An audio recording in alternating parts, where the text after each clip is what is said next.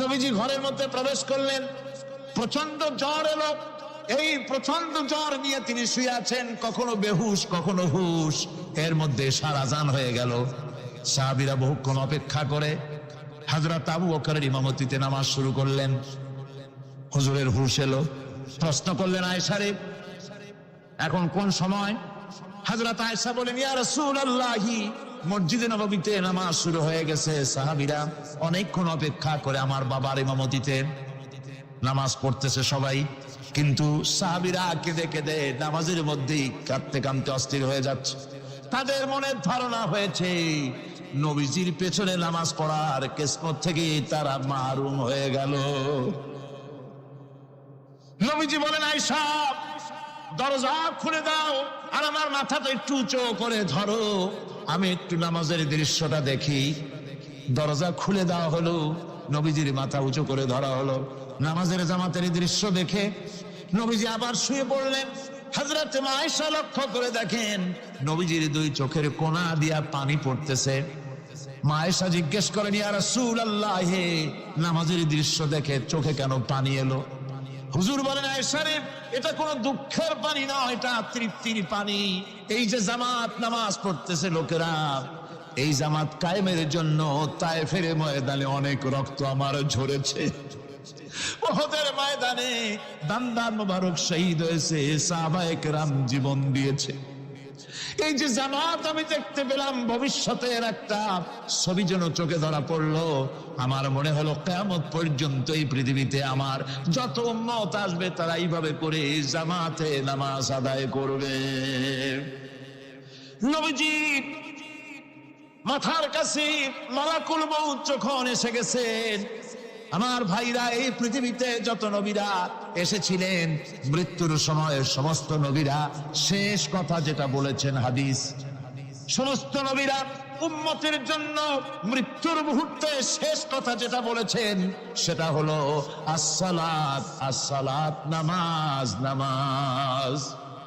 আমার নবী যখন বিদায় হয়ে যান, বিদায় মুহূর্তে মেয়ের কথা বললেন না, কলিজার টুকরা নাতির কথা বললেন না, জামাইয়ের কথা বললেন না, স্ত্রীর কথা বললেন না, মৃত্যুর সময় শেষ কথা বললেন আসসালাত, আসসালাত ওয়া মা মালাকাত আইমানুকুম, নামাজ, নামাজ, আমার উম্মতেরা নামাজ, আমার উম্মতেরা নামাজ ছেড়ে দিও না, নামাজ। যেই নবী উম্মতের জন্য এত কাঁদলেন, নামাজের জন্য এত কথা বলে গেলেন, আল্লাহ রাব্বুল আলামিন নামাজের জন্য এত নির্দেশ করলেন, নবীজি ইন্তেকালের সময় নামাজের কথা বলে দিলেন, সেই মুসলমান আজ নামাজ আদায় করে না। নামাজ পড়ে তো নামাজ শুদ্ধ হয় না। হযরত হুযায়ফা রাদিয়াল্লাহু তাআলা আনহু, তিনি একবার ইয়েমেন সফর করেছিলেন, এক মসজিদে নামাজ পড়লেন। একজনকে তিনি নামাজ পড়তে দেখলেন, নামাজ পড়তে দেখে তিনি অপেক্ষা করলেন। লোকটার নামাজ হয়ে যাওয়ার পর তিনি প্রশ্ন করলেন, আল্লাহর বান্দা, তুমি কতদিন এরকমের নামাজ পড়তেছ? তিনি বললেন, প্রায় 40 বছর তো হবে আমি এরকম নামাজ পড়তেছি। হযরত হুযায়ফা বলেন, তুমি কি আমারে চেনো? কয়, না, চিনি না। হযরত হুযায়ফা বললেন, আল্লাহর বান্দা শোনো, আমি হচ্ছি আল্লাহর নবী মুহাম্মদুর রাসূলুল্লাহ সাল্লাল্লাহু আলাইহি সাল্লামের সাহাবী হুযায়ফা। ও আল্লাহর বান্দা, তুমি যেভাবে নামাজ পড়েছো এইরকম যদি 40 বছর নামাজ পড়ে থাকো, আল্লাহর কসম করে বলি, নবীজি যে নামাজ শিখাইছেন তোমার সে নামাজ হয় নাই, রাসূলুল্লাহ নামাজ হয় নাই।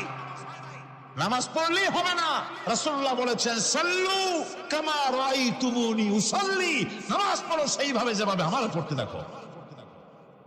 বিশ্বাস করুন ভাইরা, নামাজ যদি না হয়, হরতাল করিয়া, মিছিল করিয়া, বিক্ষোভ করিয়া, যে কোনো আন্দোলন করে ইসলামকে বিজয়ী করা যাবে না যতক্ষণ পর্যন্ত নামাজ সহি না হবে।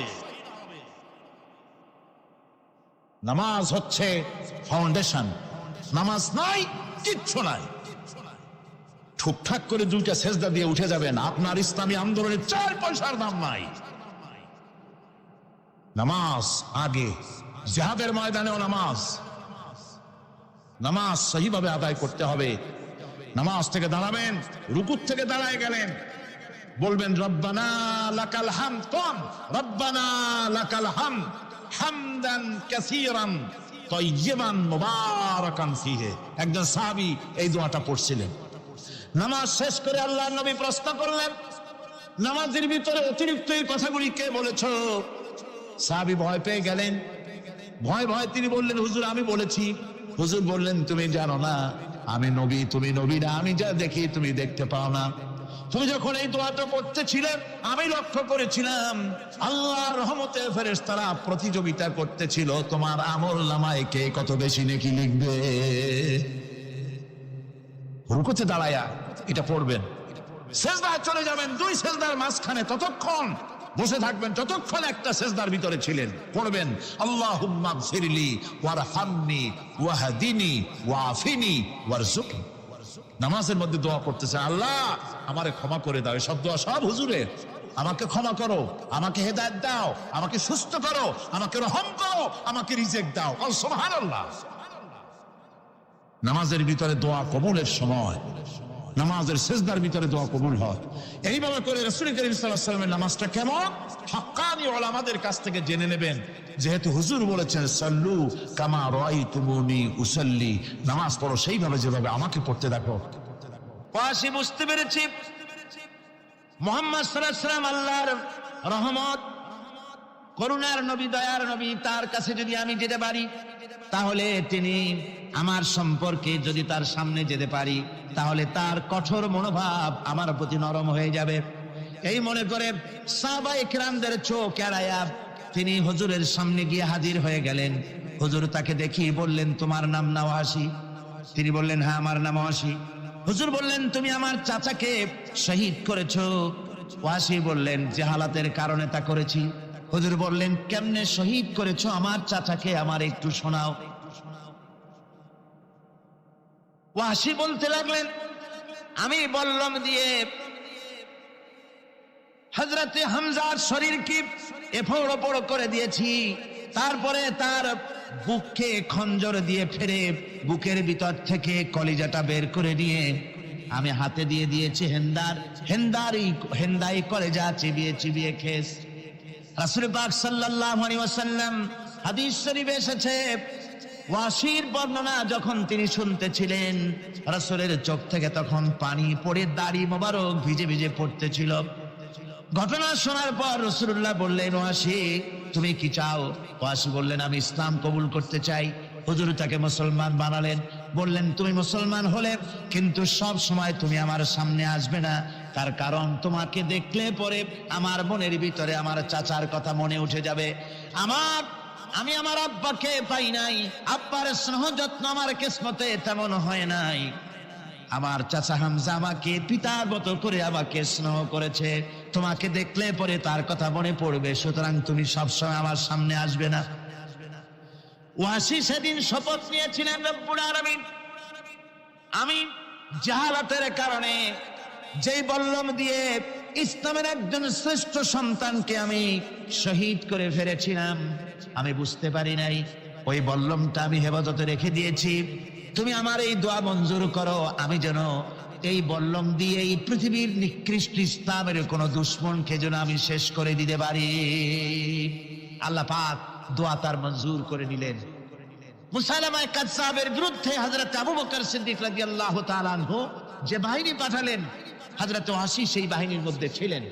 আর তিনি সেই বল্লমটা দিয়া, যে বল্লম দিয়ে তিনি হযরত হামজাকে শহীদ করেছিলেন, সেই বল্লমটা দিয়েই ইসলামের নিকৃষ্ট শত্রু মুসাইলামা কাযযাবকে দুনিয়া থেকে তিনি বিদায় করে দিলেন। আমার ভাইরা, রাসূল পাক সাল্লাল্লাহু আলাইহি সাল্লামের ইন্তেকালের পর এ পর্যন্ত নবুয়তের যারা দাবি করেছে, এক হিসাবে জানা গেছে 28 জন দাবি করা হয়ে গেছে। রাসূল বলেছেন, আমার পরে 30 জন মিথ্যেবাদী নবুয়তের দাবি করবে। কতজন করবে? হয়ে গেছে, বাকি আছে কত? এর মধ্যে গোলাম আহমদ একজন। গোলাম আহমদ দাবি করলো যে আমি নবী। তার অনেকগুলি বই কিতাব সে লিখলো। বইয়ের মধ্যে এক জায়গায় সে লিখেছে, তার বইয়ে এক জায়গায় লিখেছে যে আমি স্বপ্নে দেখলাম আল্লাহ আমার সামনে উপস্থিত, আল্লাহ আমার সামনে এসেছেন, পুরুষের আকৃতিতে, আর আমি তখন স্বপ্নের ভিতরে আমি নিজেকে একজন নারীর মতোই মনে করলাম। স্বপ্নের ভেতরেই আল্লাহ পাক পুরুষ হিসাবে আমাকে ব্যবহার করলেন। আমি স্বপ্নের মধ্যেই গর্ভবতী হলাম এবং স্বপ্নের ভিতরে আমি গোলাম মোহাম্মদ মসিহে রূপান্তরিত হয়ে গেলাম। নাউযুবিল্লাহি মিন যালিক। গোলাম মোহাম্মদ বলছে, আল্লাহ পাক ওহীর মাধ্যমে আমাকে জানিয়েছেন, আল্লাহ আমাকে বলেছেন, গোলাম মোহাম্মদ তুমি হচ্ছ আমার সন্তান তুল্য। নাউযুবিল্লাহি মিন যালিক। এইভাবে অসংখ্য মিথ্যে কথা দিয়ে বইপত্র রচনা করেছে। লোকেরা তার কাছে নবুয়তের প্রমাণ চেয়েছে। আসলে শরীয়তের বিধান হচ্ছে হুজুরের পরে যদি কেউ নবুয়তের দাবি করে তাহলে তাকে সে নবী কিনা এর কোনো প্রমাণ তার কাছে চাওয়া জায়েজ নাই। যেহেতু প্রমাণ চাইতে গেলে বোঝা যায়, সন্দেহ হয় কিছুটা, প্রমাণ দিতে পারলে তাহলে সে নবী হবে। কথা বুঝতে পেরেছেন? এই জন্য রাসূলের পরে যদি কেউ নবুয়তের দাবি করে তাহলে তার কাছে নবুয়তের দাবির কোনো প্রমাণও চাওয়া যাইবে না।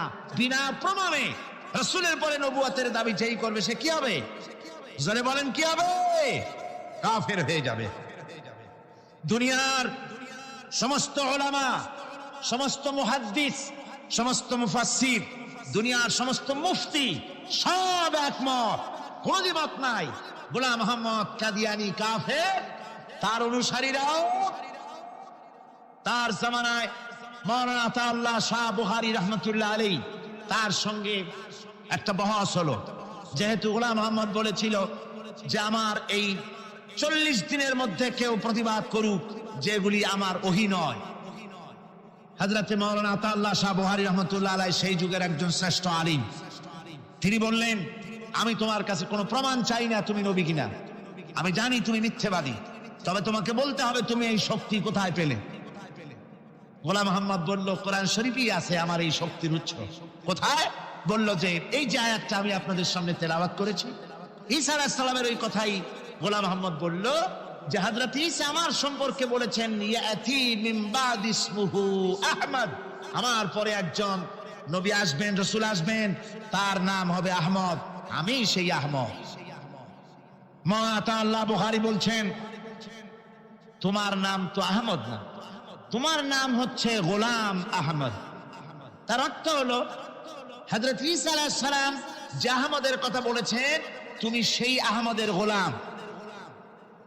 গোলাম আহমদ বললেন, দেখুন আমার নামের প্রথম শব্দ গোলাম, এটা হচ্ছে আমার লকব। আমি আমার নামের লকবটা ছেড়ে দিলাম, বাদ দিয়ে দিলাম, আর ব্যবহার করব না। তাহলে তো আমি আহমদ থাকি, আপনি তো আর আপত্তি করতে পারেন না। মাওলানা বুখারী বললেন, নামের প্রথম শব্দ বাদ দেওয়া যদি জায়েজ হয় তাহলে তোমার ফতোয়া দিয়ে আমার নামের প্রথম শব্দ বাদ দিয়ে দিলাম। আমার নাম আতা আল্লাহ, নামের প্রথম শব্দ আতা বাদ দিয়ে দিলাম। তো আতা যদি বাদ দেই তাহলে আল্লাহ হই, আর আল্লাহ হয়ে বলছি তোমার মতো গাধাকে নবুয়ত আমি দেই নাই। এরপর এই পৃথিবীর নিকৃষ্ট পাপী এই কাফেরের মউত হলো কোথায়? জোরে বলেন, এই কাফেরের মউত হলো কোথায়? পায়খানার ভেতরে মউত হয়েছে। কিয়ামতের দিন 50,000 বছর মানুষেরা হাসরের ময়দানে দাঁড়িয়ে থাকবে। 50,000 বছর বিচারের দিনটা লম্বা হবে 50 আলফা সানা মিম্মা তাউদ্দুন। এই পৃথিবীতে তোমাদের গণনা মতে 50,000 বছর যত বড় লম্বা, কিয়ামতের বিচারের দিনটা হবে অত বড় লম্বা। মানুষেরা হয়রান হয়ে যাবে। মানুষের মাথার চান্দি, গুনাহগারের মাথার চান্দি ফেটে গিয়া মগজগুলি গলে গলে পড়তে লাগবে। জিহ্বাটা ঝুলে কুকুরের মতো নাভিস্থল পর্যন্ত পড়ে যাবে। সারা ময়দানে পানি পানি বলে চিৎকার হতে থাকবে। মানুষেরা বিভীষিকাময় দৃশ্য দেখে হয়রান হয়ে যাবে, ভয়ের চোটে কলিজা গলার কাছে চলে আসবে। কোনো উপায় নাই। মানুষেরা হয়রান হয়ে গিয়ে হযরত আদম আলাইহিস সালামের কাছে যাবেন, আল্লাহর কাছে একটু সুপারিশ করেন আমাদের বিচার হয়ে যাক। হযরত আদম বললেন, আমার দ্বারা সম্ভব নয়, আমি নিজে আল্লাহর এক হুকুমকে ভঙ্গ করেছিলাম, জানি না আল্লাহ রাব্বুল আলামিন আমার সাথে আজকে কি ব্যবহার করেন। মিয়া সাহেব মাথা খাটা, বুদ্ধি ভাটা, চিন্তা করেন আকল দিয়ে, বিবেক দিয়ে। আবাল বাশার আদম আলাইহিস সালাম আল্লাহর দরবারে কথা বলতে সাহস পাবেন না। বলবেন নূহের কাছে যাও, নূহ আলাইহিস সালাম বলবেন আমি পারবো না। ইব্রাহিমের কাছে চলে যাও, ইব্রাহিম আলাইহিস সালাম বলবেন আমিও পারবো না। সকলে এক এক অজুহাত দিবেন। বলবেন যা মুসা আলাইহিস সালামের কাছে, তিনি বলবেন আমিও পারবো না। যাও ঈসা আলাইহিস সালামের কাছে, হযরত ঈসা বলবেন আমি তো পারবোই না, কারণ গোটা পৃথিবীর শত শত কোটি নাসারা আমারে আল্লাহর ছেলে বলেছে, আমি তো তাদেরকে কথা বলতে পারি নাই, জানি না আজই হাসরের ময়দানে আল্লাহ রব্বুল আলামিন আমার সাথে কি ব্যবহার করেন। তবে আমি একটা পরামর্শ দিতে পারি, আল্লাহ রাব্বুল আলামিনের দরবারে আজকে কেবল কথা বলতে পারবেন বিশ্ব নবী জনাবে মুহাম্মদুর রাসূলুল্লাহ সাল্লাল্লাহু আলাইহি ওয়াসাল্লাম। হাসরবাসীরা তার কাছে যাবেন, নবীজি মাকামে মাহমুদে আল্লাহর দরবারে সেজদায় পড়ে যাবেন। এই সেজদায় কত কাল চলে যাবে আল্লাহ পাক ভালো জানেন। সেজদায় পড়ে শুধু কাঁদতেই থাকবেন। রব্বুল আলামিন বলবেন হাবিব মাথা উঠান, আপনার দরখাস্ত আমি আল্লাহ রব্বুল আলামিন মঞ্জুর করে নেব। সুবহানাল্লাহ বিহামদিহি। হযরত ওমর রাদিয়াল্লাহু তাআলা আনহু মসজিদে নববীতে ফজরের নামাজ পড়ে দেখলেন এক গ্রুপ লোক সেখানে বসা। জোহরের সময় দেখলেন সেই লোকগুলি বসা, আসরেও দেখলেন, মাগরিবেও দেখলেন, এশায়ও দেখলেন। প্রশ্ন করলেন তোমরা যে এখানে বসা, তোমরা কারা? গতকাল ফজর থেকে আজকে এশা পর্যন্ত দেখতেছি, তোমরা কারা? তারা বললো যে আমরা এখানে আল্লাহর জিকির আজকার করি, দূর থেকে আসছি। খাও কি? যে কিছু লোকেরা আমাদেরকে রান্না বান্না করে খাও, আমরা আল্লাহর জিকির করি তো এই জন্য রান্না বান্না করে আমাদের খাওয়াই যায়। হযরত ওমর বলছেন তোমাদের মতো অলসগুলোরে যে খাওয়ায়, তোমাদের থেকে ওই লোকগুলির মর্যাদা আল্লাহর কাছে অনেক বেশি। তবে মনে রাখো, আগামীকাল ফজরের পরে যদি এই জায়গায় তোমাদেরকে বসে থাকতে দেখি, ব্যাট মেরে মসজিদের নববী থেকে বের করুন। কাজ করো। ইসলাম কাজের প্রতি উৎসাহিত করেছে এবং ধনাঢ্য লোককে দায়িত্ব দিয়েছে, অফি আমওয়ালিহিম হাক্কুল লিসাইল ওয়াল মাহরুম। ধনীদের উচিত দরিদ্রের অধিকার আদায় করে দেওয়া। ডক্টর শহীদুল্লাহ যখন ডক্টরের ডিগ্রি করে দেশে ফিরলেন, তো লোকেরা মনে করলো ডক্টর হয়ে আসছে। পুরান ঢাকার লোকেরা সবাই গেল তার কাছে জ্বর, সর্দি, ব্রঙ্কাইটিস, টাইফয়েড, নিউমোনিয়ার ওষুধ আনার জন্য। তিনি যে এত বুঝাইতে চেষ্টা করলেন যে আমি ওষুধের ডাক্তার না, আমি ভাষার ডাক্তার। পুরান ঢাকার লোকেরা কইল ডক্টর হইছে মগর ওষুধ দিবার পারেন। ডক্টর মরহুম শহীদুল্লাহ তিনি বক্তৃতা করতে গিয়ে বলতেন শিক্ষিত লোকদেরকে, উনি তো সাধারণ লোকদের মধ্যে বক্তৃতা করতেন না, শিক্ষিত লোকদের মধ্যে বক্তৃতা করতে গিয়ে বলতেন তোমরা যতই শিক্ষা গ্রহণ করো, ব্রিফকেস ভর্তি করে যত ডক্টরের ডিগ্রি আনো না কেন, এই কিতাবের জ্ঞান যদি না থাকে তোমরা পণ্ডিত, তবে তোমরা মূর্খ পণ্ডিত। এই কিতাবের জ্ঞান যদি থাকে তাহলে তোমরা সত্যিকারের পণ্ডিত হইতে পারবা। সেই কিতাবখানার নাম কি? আল কোরআন। আমি আজ আপনাদের সামনে এই কোরআন থেকে সেই কথাগুলি বলবো ইনশাআল্লাহ। আপনারা দোয়া করেন যেন বলতে পারি। আমি আল্লাহর কাছে নিজেকে সমর্থ করতেছি, সুবহানাকা লা ইলমা লানা ইল্লা মা আল্লামতানা। আল্লাহ তাআলা আমার তো কোনো জ্ঞান নাই, আমি তো লোকেরা আমাকে মুফাসসিরে কোরআন বলে, কিন্তু আমি তো জানি আমি কি, আমি কোরআনের একজন ছাত্র মাত্র। এই লাখো জনতাকে তোমার কোরআন থেকে বলা তৌফিক দান করে দিও, বলি আমিন। প্রিয় ভাই সব, শয়তানের ওয়াসওয়াসা থেকে আসুন আগে পানা চেয়ে নি। সবাই পড়েন আমার সাথে, আউযু বিল্লাহি মিনাশ শাইতানির রাজীম, বিসমিল্লাহির রাহমানির রাহিম। বিতাড়িত মরদুদ শয়তানের ওয়াসওয়াসা থেকে আল্লাহর কাছে পানা চাই, বলেন আমিন। পরম করুণাময় আল্লাহ রাব্বুল আলামিন নামে শুরু করছি। আল্লাহ তাআলা আমাদেরকে সৃষ্টি করে অন্ধকারে ছেড়ে দেননি। কি বলেন, অন্ধকারে ছেড়ে দিয়েছেন? কেউ কেউ বলে যে না, আল্লাহ তাআলা কি রাস্তা করেছেন? আল্লাহ তাআলা রাস্তা তৈরি করেছেন, এটা আপনাদের বুঝতে হবে।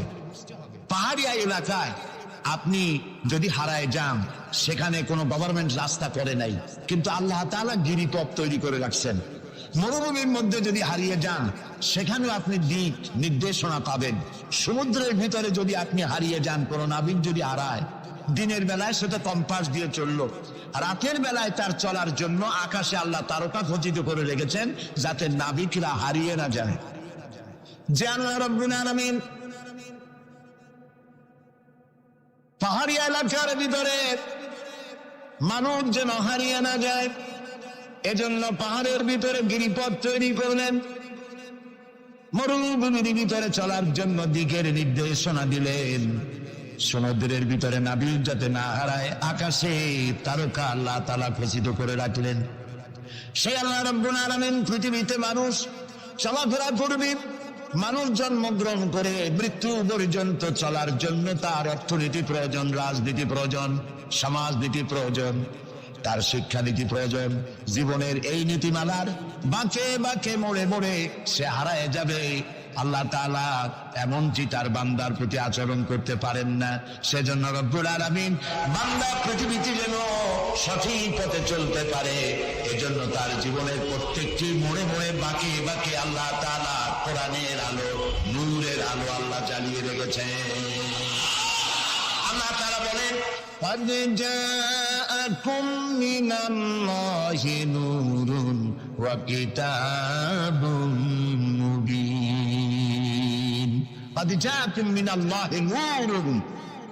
ও পৃথিবীর মানুষেরা শোনো, অবশ্যই আমি আল্লাহর পক্ষ থেকে তোমাদের জন্য এসেছে আলো, ওয়া কিতাবুম মুবিন, আর দিয়েছি আমি একটা স্পষ্ট কিতাব, সুস্পষ্ট কিতাব। তোমাদের সৃষ্টি করে আমি অন্ধকারে ফালাই দেই নেই, আমি একটা আলো দিছি। সেই আলোটা কি? সূর্য? সেটি কি চন্দ্র? না, সেটি চন্দ্র নয়, সেটি সূর্য নয়। সেই আলোটির নাম হলো মুহাম্মাদুর রাসূলুল্লাহ সাল্লাল্লাহু আলাইহি ওয়াসাল্লাম। জীবনের এমন কোন দিক এবং বিভাগ নাই যেখানে আল্লাহ তাআলা মুহাম্মদ সাল্লাল্লাহু আলাইহি ওয়াসাল্লামকে আদর্শ বানান নাই। সুবহানাল্লাহ। আমি তার কথাই আজকে আপনাদেরকে বলবো ইনশাআল্লাহ। বলি ইনশাআল্লাহ। প্রিয় ভাই সব, এই পৃথিবীতে আল্লাহ রাব্বুল আলামিন সব থেকে দুর্বল করে সৃষ্টি করেছেন মানব গোষ্ঠীকে। মানুষেরা সব থেকে দুর্বল। আপনি বলতে পারেন যে কেমনে আমরা দুর্বল হইলাম, এত মারামারি করি তারপরেও দুর্বল? হ্যাঁ, তারপরেও দুর্বল। যেমন গরু, সে তার আত্মরক্ষার জন্য মাথায় দুইটা শিং পাইছে, আমরা কেউ শিং পাইনি, আমরা দুটি করতে পারি না, ঠিক না? কথা কন না। কুকুরে কামড়াইতে পারে, কুকুরের কাজ কুকুরে করেছে, কামড় দিয়েছে পায়, তাই বলে কি কুকুরে কামড়ানো মানুষের শোভা পায়? মানুষ কি কুত্তার গায়ে কামড় দিতে পারবে? ওই রকমের শক্তিশালী দাঁত মানুষের আল্লাহ দেন নাই। সাপেরে আল্লাহ তাআলা বিষধর দন্ত দিয়েছেন, বাঘেরে খাবার মধ্যে নখর দিয়েছেন, মূলার মতো মোটা মোটা দাঁত দিয়েছেন। এমনকি আত্মরক্ষার জন্য ভিমরুল বড় আরো উল ফুটাবার মতো শক্তি আল্লাহ দিয়েছেন। এবার বলেন তো, আপনার কাছে আত্মরক্ষার কি আছে? আপনি তো বলতেই পারেন বীরত্বের সাথে, হ্যান করেঙ্গে ত্যান করেঙ্গে, লাঠি কে আন্দার মুগুর ভরেঙ্গে, বলতে পারবেন, কিন্তু লাঠির মধ্যে মুগুর আপনি ভরতে পারবেন না। মানুষের কাছে আত্মরক্ষার কোনো হাতিয়ার নাই। এই মাহফিলের মধ্যে যদি এখন একটা সাপ ঢোকে, অথবা বড় জাতের কয়েকটা ব্যাঙ ঢোকে, লাফানো শুরু করবে এই মাথা দিয়া, এই মাথা দিয়া লোক দৌড় আরম্ভ করবে। তারপর অন্তত সদরঘাট পর্যন্ত দৌড়ে গিয়ে জিজ্ঞেস করবে, ভাই আমরা দৌড়াই কেন? তো সামান্য ব্যাঙের সাথে পারি না, সামান্য সাপের সাথে পারি না, বললা ভীমরুলের সাথেও পারি না। আত্মরক্ষামূলক হাতিয়ার আমাদের কাছে দেওয়া হয় নাই। এরপরে এমনকি আমরা চোখে ভালো করে দেখি না, চোখ দিয়েও আমরা দেখতে পাই না। আপনারা বলবেন তাহলে আমরা কি ভেলকি দেখি? না, ভেলকি দেখেন। আমাদেরকে দেখতে হলে আমরা আলোর সাহায্য দেখি, আলো না হলে আমরা দেখতেও পারি না। অমাবস্যার রাতে মানুষ নিজের শরীরও নিজে দেখতে পারেনি। এই যে অবস্থা, এই যে দুর্বলতা, এই দুর্বল মানুষকেই পৃথিবীর সকল সবল প্রাণীর চাইতে আল্লাহ তাআলা শ্রেষ্ঠ করেছেন। শ্রেষ্ঠ কে? বলেন কে? কিসের দিক থেকে শ্রেষ্ঠ? জ্ঞান। জ্ঞান দিয়ে আল্লাহ মানুষকে শ্রেষ্ঠ করেছেন। সুতরাং জ্ঞান দিয়ে আপনি সব চিনবেন, আর আলোর পথ চিনবেন না, তা তো হতে পারে না। এই জন্য আপনি সব যেমন চেনেন, আলোর দিশাও আপনাকে পাইতে হবে। আপনার নেতা Karl Marx, Lenin, Mao Tse-tung, Hegel, Darwin, Copernicus, Kepler, এরা আপনার নেতা হতে পারে না। আপনার আমার নেতা হবেন মুহাম্মদুর রাসূলুল্লাহ সাল্লাল্লাহু আলাইহি ওয়াসাল্লাম। আচ্ছা, ওনারা নেতা হবেন না কেন? সেটাও একটু ব্যাখ্যার দাবি রাখে। ওনারাও কিন্তু কষ্ট করেছেন। মার্কস, হেগেল, মাও সেতুং, এরা কষ্ট করেছেন, জেল খেটেছেন, বই লিখেছেন, মানবতার কল্যাণে এগুলি করেছেন। কিন্তু তাদের কথার কোনো মিল ছিল না। এক একজন এক এক ধরনের কথা বলেছেন, এবং তাদের কথা দিয়ে পৃথিবীর মানুষের জন্য কোন স্থায়ী শান্তি প্রতিষ্ঠিত হয় নাই পৃথিবীর 1 ইঞ্চি জমিনের ওপারেও। এটা ঠিক কিনা? নবীদের কথায় আমাদের চলতে হবে, কারণ নবীদের কথার মধ্যে কোনো দরমিল হয় নাই। আদম আলাইহিস সালাম বলেছেন আল্লাহ এক, নূহ আলাইহিস সালাম বলেছেন বেশি হইতে পারে, নাউযুবিল্লাহ। ইব্রাহিম আলাইহিস সালাম বলেছেন আখিরাত আছে, আরেকজন নবী বলেছেন নাও থাকতে পারে। একজন নবী বলেছেন কবর আযাব হবে, আর একজনে বলেন এটা একটা আমার চিন্তায় না থাকতেও পারে। এইরকম নবীদের কথার মধ্যে কোনো ব্যস্কম হয়েছে? বলেন হয়েছে? কেন হয় নাই? কারণ দার্শনিক, রাজনীতিবিদ, ওদের যে শ্রেণী, ওর থেকে নবীদের শ্রেণী সম্পূর্ণ স্বতন্ত্র, এবং 2 শ্রেণীর মাঝে গালফ অফ ডিফারেন্স।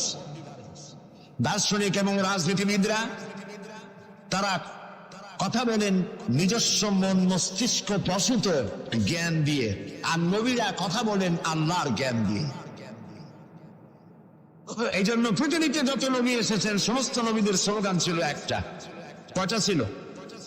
আদম আলাইহিস সালাম থেকে নিয়ে শুরু করে মুহাম্মাদুর রাসূল সাল্লাল্লাহু আলাইহি ওয়াসাল্লাম পর্যন্ত যত নবী আল্লাহ পৃথিবীতে পাঠিয়েছেন সমস্ত নবীদের স্লোগান একটাই ছিল, লা ইলাহা ইল্লাল্লাহু মুহাম্মাদুর রাসূলুল্লাহ। মুহাম্মদুর রাসূলুল্লাহ নবী করিম সাল্লাল্লাহু আলাইহি ওয়াসাল্লামের সময় হয়েছে, আর বাকি সমস্ত নবীর সময় স্লোগান একটাই ছিল, লা ইলাহা ইল্লাল্লাহ। কোনো ব্যস্কম নাই, সব নবীরা এক কথা বলেছেন। কারণ নবীরা যে কথা বলেছেন সমস্ত কথা আসছে একটা অফিস থেকে। কয়টা অফিস? এবার বলেন তো অফিসটার নাম কি? কার অফিস? আল্লাহর অফিস। এবং একজন মেসেঞ্জার সমস্ত নবীদের কাছে আল্লাহর মেসেজ বহন করে নিয়ে এসেছেন, সেই আল্লাহ কর্তৃক নিয়োগ প্রাপ্ত অথেন্টিক জেনুইন যিনি রাসূল ছিলেন, বার্তাবাহক ছিলেন, স্পেশাল মেসেঞ্জার ছিলেন, তার নাম কি? সুবহানাল্লাহ। পৃথিবীর সবচাইতে বেশি মর্যাদা এবং সব থেকে বেশি সুন্দর করে আল্লাহ তাআলা তাকে এই পৃথিবীতে পাঠিয়েছেন। তিনি যখন পৃথিবীতে আসলেন, পৃথিবীটা কি ছিল? চুরি, ডাকাতি, জেনা, ব্যভিচার, হত্যা, ধর্ষণে ভরপুর মরাজাতি। ওই যে বলেছিলাম মরাজাতি, এই মরাজাতিটারে কেমনে জিতে বানানো যায়? রাসূলুল্লাহ সেই চেষ্টা করলেন। 40 বছর বয়স হেরা পাহাড় থেকে নেমে এলেন। কবি বলছেন, উতর কর গারে হেরা সে সুয়ে কওম আয়া, উতর কর গারে হেরা সে সুয়ে কওম আয়া, और एक नुस्खे किमिया साथ लाया। হেরা পাহাড় থেকে নবীজি নেমে এলেন, সাথে আনলেন পরশ পাথর। নাম কি? কোরআন। হেরা পাহাড় থেকে নেমে আসলেন, হাতে আনলেন পরশ পাথর। এই পরশ পাথরের ছোঁয়া যখন লাগলো, ওমরের মতো পাথর সোনার টুকরা হয়ে গেল। সুবহানাল্লাহ। যারা ছিল নারী জাতির ইজ্জত, সতীত্ব, সংগ্রামের জোর, তারা হয়ে গেল নারী জাতির পাহারাদার। সুবহানাল্লাহ বলুন। কোরআন মরা জাতিকে জিন্দা করছে। আহারে কপাল, সেই কোরআন শরীফ দিয়ে তাবিজ দেখি আমরা। আহারে কপাল। বাংলাদেশে ইমদাদিয়া লাইব্রেরি, ওসমানিয়া লাইব্রেরি, কতগুলি লাইব্রেরি হয়েছে চকবাজার এলাকায়।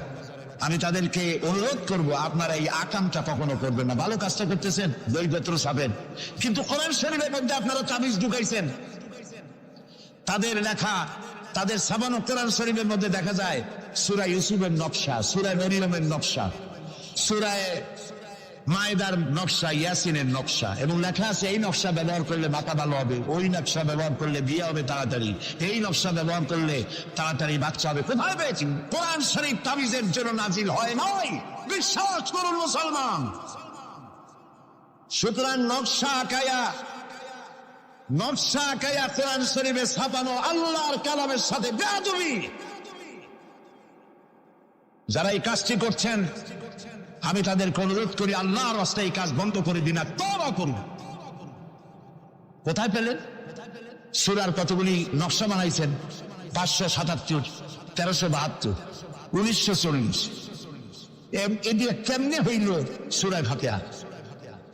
বিসমিল্লাহ বানাইছে 786। এটা তো আপনারা সকলেই জানেন, ঠিক না? বিসমিল্লাহ উর্দুর লেখে কেনা 786, কপালে যা আছে হোক।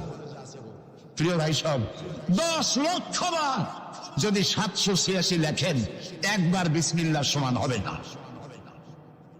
বিসমিল্লাহর মধ্যে 19টা অক্ষর আছে, কয়টা? আর আল্লাহ রাসূল কি বলেছেন?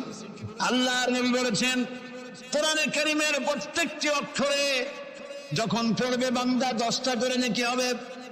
বিসমিল্লাহির রহমানির রহিম পড়েন আমার সাথে, বিসমিল্লাহির রহমানির রহিম।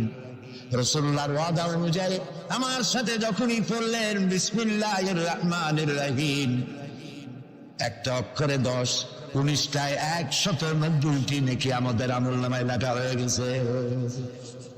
কাজে এই নকশা দিয়ে যারা তাবিজের ব্যবসা করে কিয়ামতে অবশ্যই আসামি হতে হবে। যারা কোরআনকে তাবিজের কাজে ব্যবহার করেছেন আল্লাহর কাছে দায়ী হতেই হবে, কারণ মানুষকে আপনারা বোঝাতে চেষ্টা করেছেন কোরআন তাবিজের কিতাব। অথচ কোরআন এসেছিল একটি সমাজ, একটি রাষ্ট্র বিপ্লব করার জন্য। রাসূলুল্লাহ হচ্ছেন পৃথিবীতে সুন্দর, সুখী, সমৃদ্ধশালী আধুনিক রাষ্ট্রের শ্রেষ্ঠ রূপকার, এবং এই কোরআন দিয়ে তিনি এমন এক রাষ্ট্র বিনির্মাণ করেছিলেন যেখানে চুরি ছিল না, ডাকাতি ছিল না, জেনা ছিল না, ব্যভিচার ছিল না, হত্যা ছিল না, ধর্ষণ ছিল না, সন্ত্রাস মুক্ত সমৃদ্ধি একটি সুখী সমাজ তৈরি করেছিলেন নবী করিম সাল্লাল্লাহু আলাইহি ওয়াসাল্লাম।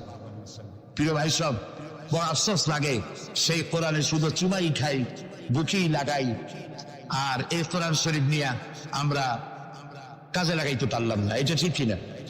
কোরআনকে কাজে লাগাইতে পারছি? পারি নাই।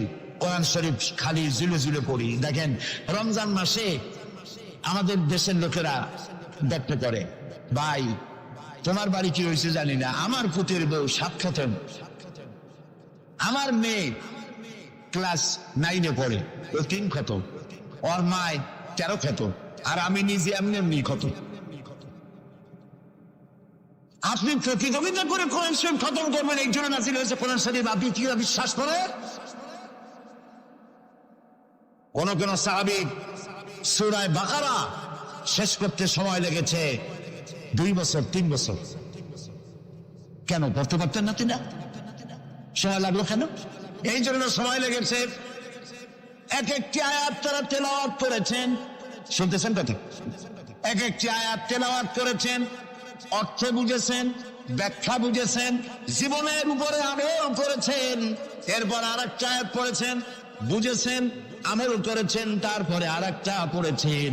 এইরকম করে করে কোরআন তেলাওয়াত করে জীবনের উপরে আমল করার পর সাহাবীরা যখন রাস্তা দিয়ে হাঁটতেন, মানুষেরা দেখতো যেন কোরআন হেঁটে যাচ্ছে।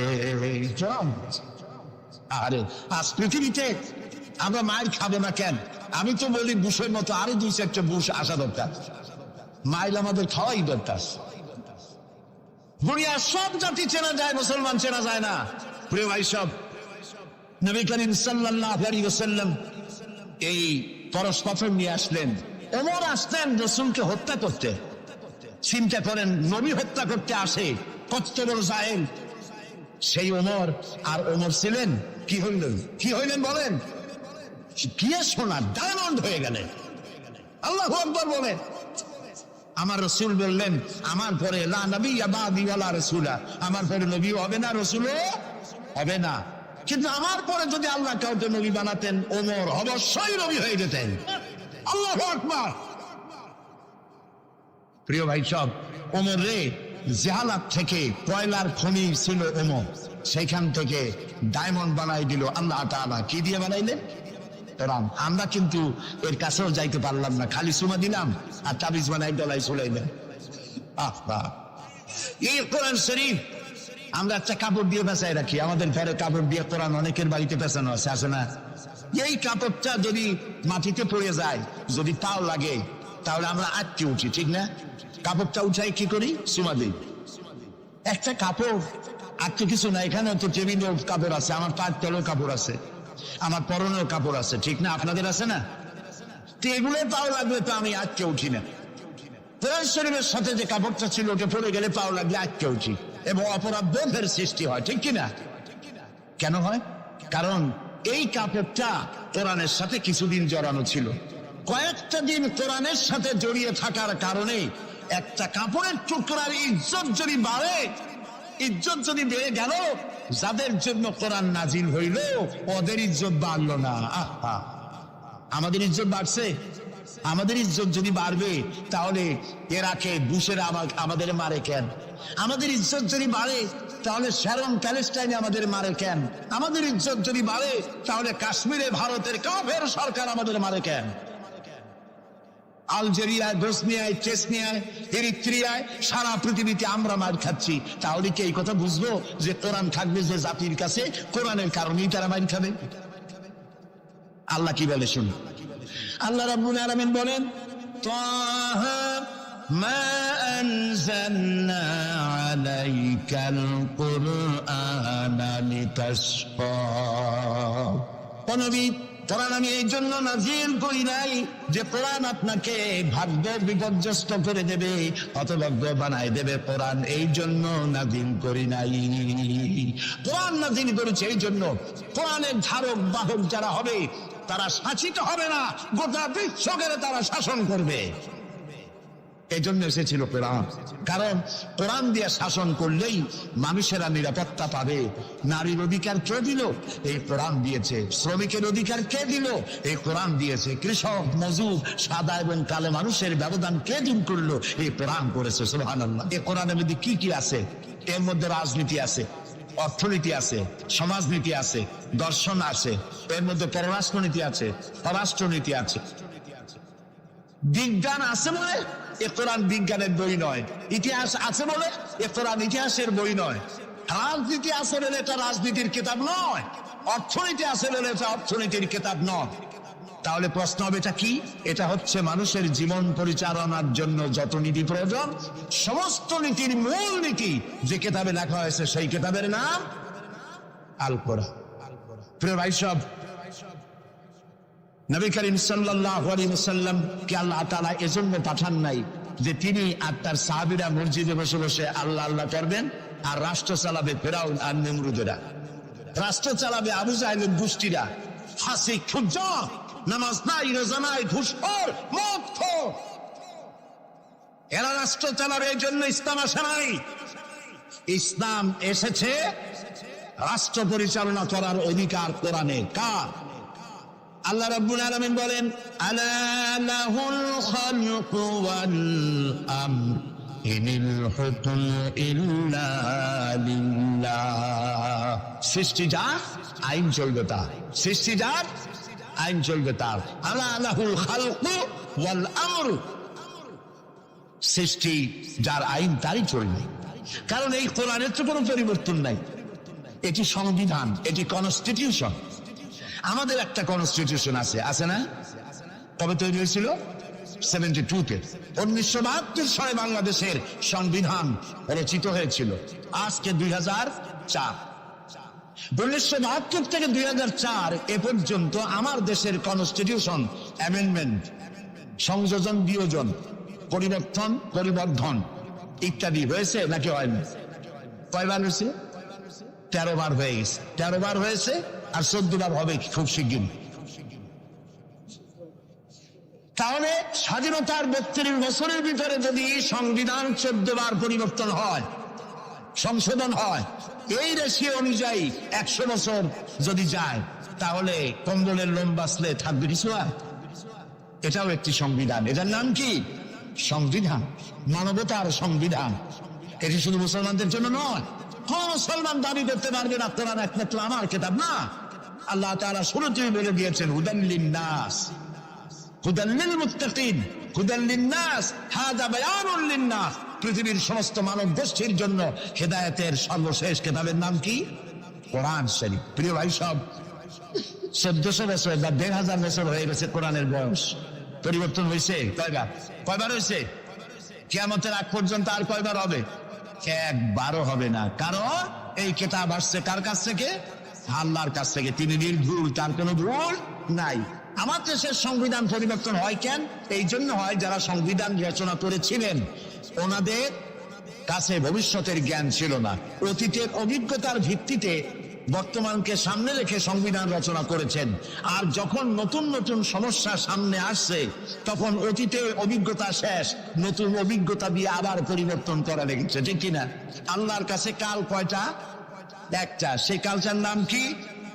মাশাআল্লাহ, আপনাদেরকে 100 দিলাম। এইরকম কথা যারা মনে রাখতে পারে এই সব শ্রোতাদেরই কথা বলে শুনাইয়া আনন্দ আছে।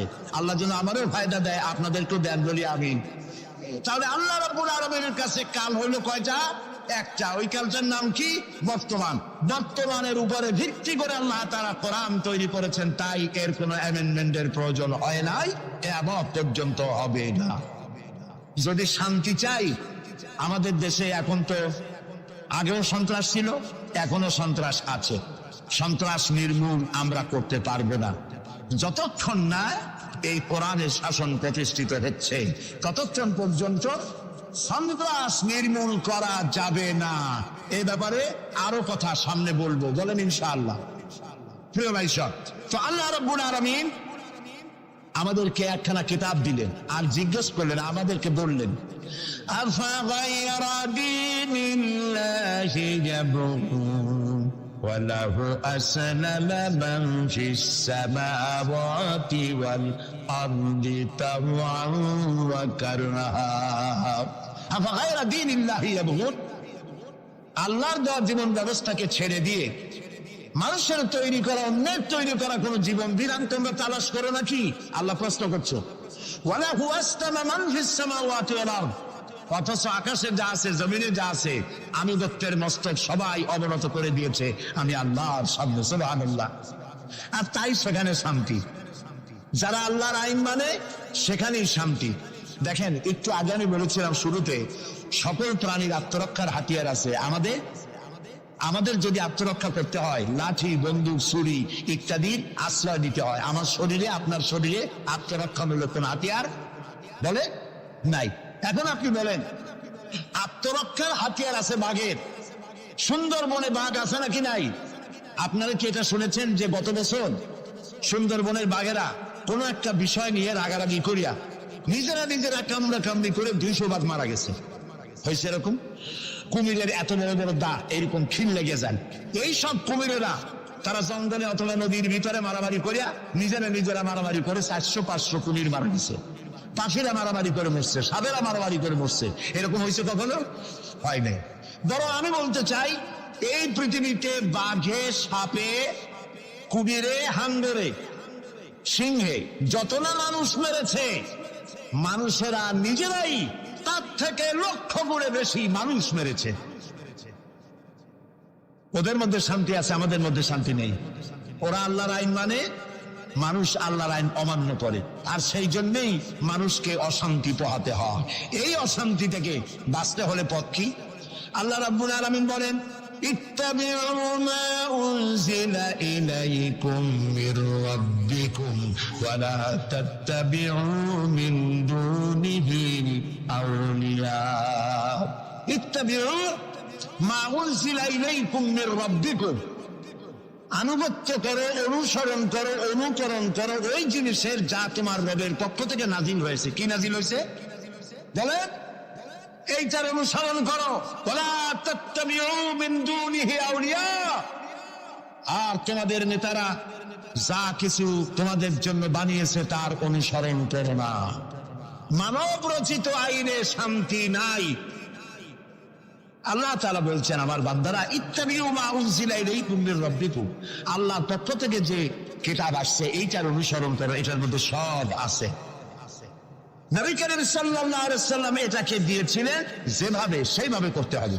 আমরা কি নবীকে সেই মর্যাদা দেই? না দেইনি। মুহাম্মদ সাল্লাল্লাহু আলাইহি ওয়াসাল্লামকে মনে করেছি অন্যান্যরা যেমন নেতা, মুহাম্মদ সাল্লাল্লাহু আলাইহি ওয়াসাল্লাম এইরকম একজন ধর্মীয় নেতা। কোরআন শরীফকে মনে করেছি বেদ বাইবেল যেমন ধর্মগ্রন্থ, কোরআন ওইরকম একটা ধর্মগ্রন্থ।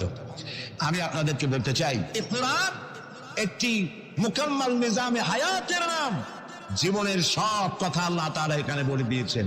এই জন্য গতানুগতিক ভাবে ধর্মীয় পুস্তক নয়। আর মুহাম্মদ সাল্লাল্লাহু আলাইহি ওয়াসাল্লাম গতানুগতিক ভাবে কোন ধর্মীয় নেতা নন। তিনি হচ্ছেন আদর্শ, পৃথিবীর সব মানুষের জন্য আদর্শ নেতা, এক সফল রাষ্ট্রনায়ক আল্লাহ রাসূল সুবহানাল্লাহ। নবী করিম সাল্লাল্লাহু আলাইহি ওয়াসাল্লাম রাষ্ট্র প্রতিষ্ঠা করেছেন, ইসলামের রাষ্ট্র। তার বুনিয়াদ কি? ওয়াতাসিমু বিহাবিলিল্লাহি জামিআ ওয়া লা তাফাররাকু, ঐক্যবদ্ধভাবে আমার রজ্জুকে, আল্লাহর রশিকে মজবুত করে ধারণ করো। কে বলতেছেন? আল্লাহ। নবী করিম সাল্লাল্লাহু আলাইহি ওয়াসাল্লাম যে রাষ্ট্র পরিচালনা করেছিলেন, সেখানে কোনো জাতি, বর্ণ ও আঞ্চলিকতাকে গুরুত্ব দেওয়া হয় নাই। সেখানে গুরুত্ব দেওয়া হয়েছে হাবলুল্লাহ। হাবলুল্লাহ মানে কি বলেন? আল্লাহর রশি। বলেন আপনারা, হাবলুল্লাহ মানে কি? আল্লাহর রশি। আল্লাহর রশি কি? এটাকে রশি বলা হইল কেন? বলবো এটাকে রশি বলা হইল কেন? আমরা ছিলাম বেহেশতে। কোথায় ছিলাম? পড়ে গেছি কোথায়? ধরুন এটা একটা কুয়া, দুনিয়াতে কি কুয়া, বেহেশতে থেকে পড়ে গেছি কুয়ার মধ্যে। এখন কুয়ায় পতিত মানুষ উঠাবার জন্য সব থেকে ভালো কি? বাঁশ। কুয়ায় পতিত মানুষ উঠাবার জন্য কোন জিনিস সব থেকে ভালো? রশি। আল্লাহ তাআলা কোরআন নামক একটা রশি ফেলাই দিলেন। পড়ে গেছে দুনিয়ায়, আমি চাই তোরা আবার তোদের হারানো বাড়িতে ফিরে আয়। এখন এটা রশি আল্লাহ ফেলাই দিলেন। কুয়ার মানুষ উঠাবার জন্য রশি সব থেকে ভালো, তবে রশির দুইটা শর্ত লাগবে। শর্ত কয়টা? দুইটা। এক নম্বরের শর্ত হলো রশি যেন পচা পাটের দড়ি না হয়, তাহলে পরে নিচে যারা ছিল ধরবে, উপরে যে টান দিয়ে উঠাইতে যাবে, ছিঁড়া গিয়া প্রতিত মানুষের দাঁতটা ছিল ওগুলো ভাঙিয়ে শেষ হয়ে যাবে। তাহলে দড়ি কি হইতে হবে? মজবুত। দুই নম্বর, যিনি ধরে টান দিবেন তার হাত হতে হবে মজবুত, তা না হলে পরে যত মানুষ ঝিলে ধরবে ওই হাত থেকে যদি দড়ি ফসকে যায়, যাও চান ছিল তাও শেষ। উপরে ধরে আছেন কে? রশির অভাব প্রান্ত। আল্লাহর রশি কি পচা পাটের দড়ি? এর থেকে মজবুত দড়ি আর আছে? এই দড়ির অভাব প্রান্তে ধরেছেন কে? এটা পৃথিবীর সব মানুষ একত্রিত হয়ে এই রশি ধরো। আল্লাহ তাআলা বলেছেন অপর প্রান্ত ধরে হারানো বাড়ি জান্নাতে ফিরায় দেব। নবী করিম সাল্লাল্লাহু আলাইহি ওয়াসাল্লামের এটাই ছিল তার রাষ্ট্র প্রতিষ্ঠার মূলনীতি। কোরআন ধরো, কোরআন বোঝো। এই কোরআন দিয়ে তিনি একটি বিচার ব্যবস্থা চালু করলেন কোরআন দিয়ে। রাসূলুল্লাহ এখন প্রেসিডেন্ট। রাসূলুল্লাহ এখন কি? প্রেসিডেন্ট। দেখেন বিচার কেমনে হচ্ছে। আল্লাহ রাব্বুল আলামিন কোরআনের আয়াত দিয়ে বিচার ব্যবস্থা কন্ট্রোল করে দিলেন। বিচারে কারো পক্ষপাতিত্ব করা যাবে না। ওয়াইযা হাকামতুম বাইনান নাসি আন তাহকুমু বিল আদল, আল্লাহ তাআলা বলেন তোমরা যখন লোকদের মাঝে বিচার করবে, সুষ্ঠু বিচার করবে, ভালো ফয়সালা করবে, সুবিচার করবে। আর বিজাতীয়দের ব্যাপারে, অমুসলিমদের ব্যাপারে বিচার করতে গিয়ে তাদের উপরে জুলুম করবে না। ওয়ালা ইয়াজরিমান্নাকুম শানাআনু কওমিন আলা আন তা'দিলু, বিচার করতে গিয়ে হিন্দু, খ্রিস্টান, বৌদ্ধ, মুসলমান না, এই চিন্তা করে অমুসলিমদের উপরে বিচার করবে না। বিচার করতে হবে, সে বিচার যদি মুসলমানদের গায়ে লাগে তাও লাগুক, বিচার হতে হবে সুবিচার। প্রিয় ভাই সব, এই বিচারের ভিতরে জেনাকারের শাস্তি আছে। জেনাকারের শাস্তি কি হবে? চোরের শাস্তি কি হবে? আল্লাহ তাআলা বলে দিলেন আস-সারিকু ওয়াস-সারিকাতু ফাকতাউ আইদিয়াহুমা, চোর পুরুষ হোক আর নারী হোক উভয়ের হাত কেটে দাও। এই আইনটা কার? বলে আল্লাহ তাআলার আইন। এই আইনকে কিছু কিছু লোক বলে এইটা নাকি বর্বর আইন, বলেন নাউজুবিল্লাহ। আল্লাহর আইনকে যদি কেউ বর্বর আইন বলে তার ইমান থাকে? আর ইমান তো নাই, থাকবে কি? আল্লাহ বলছেন হাত কেটে দাও।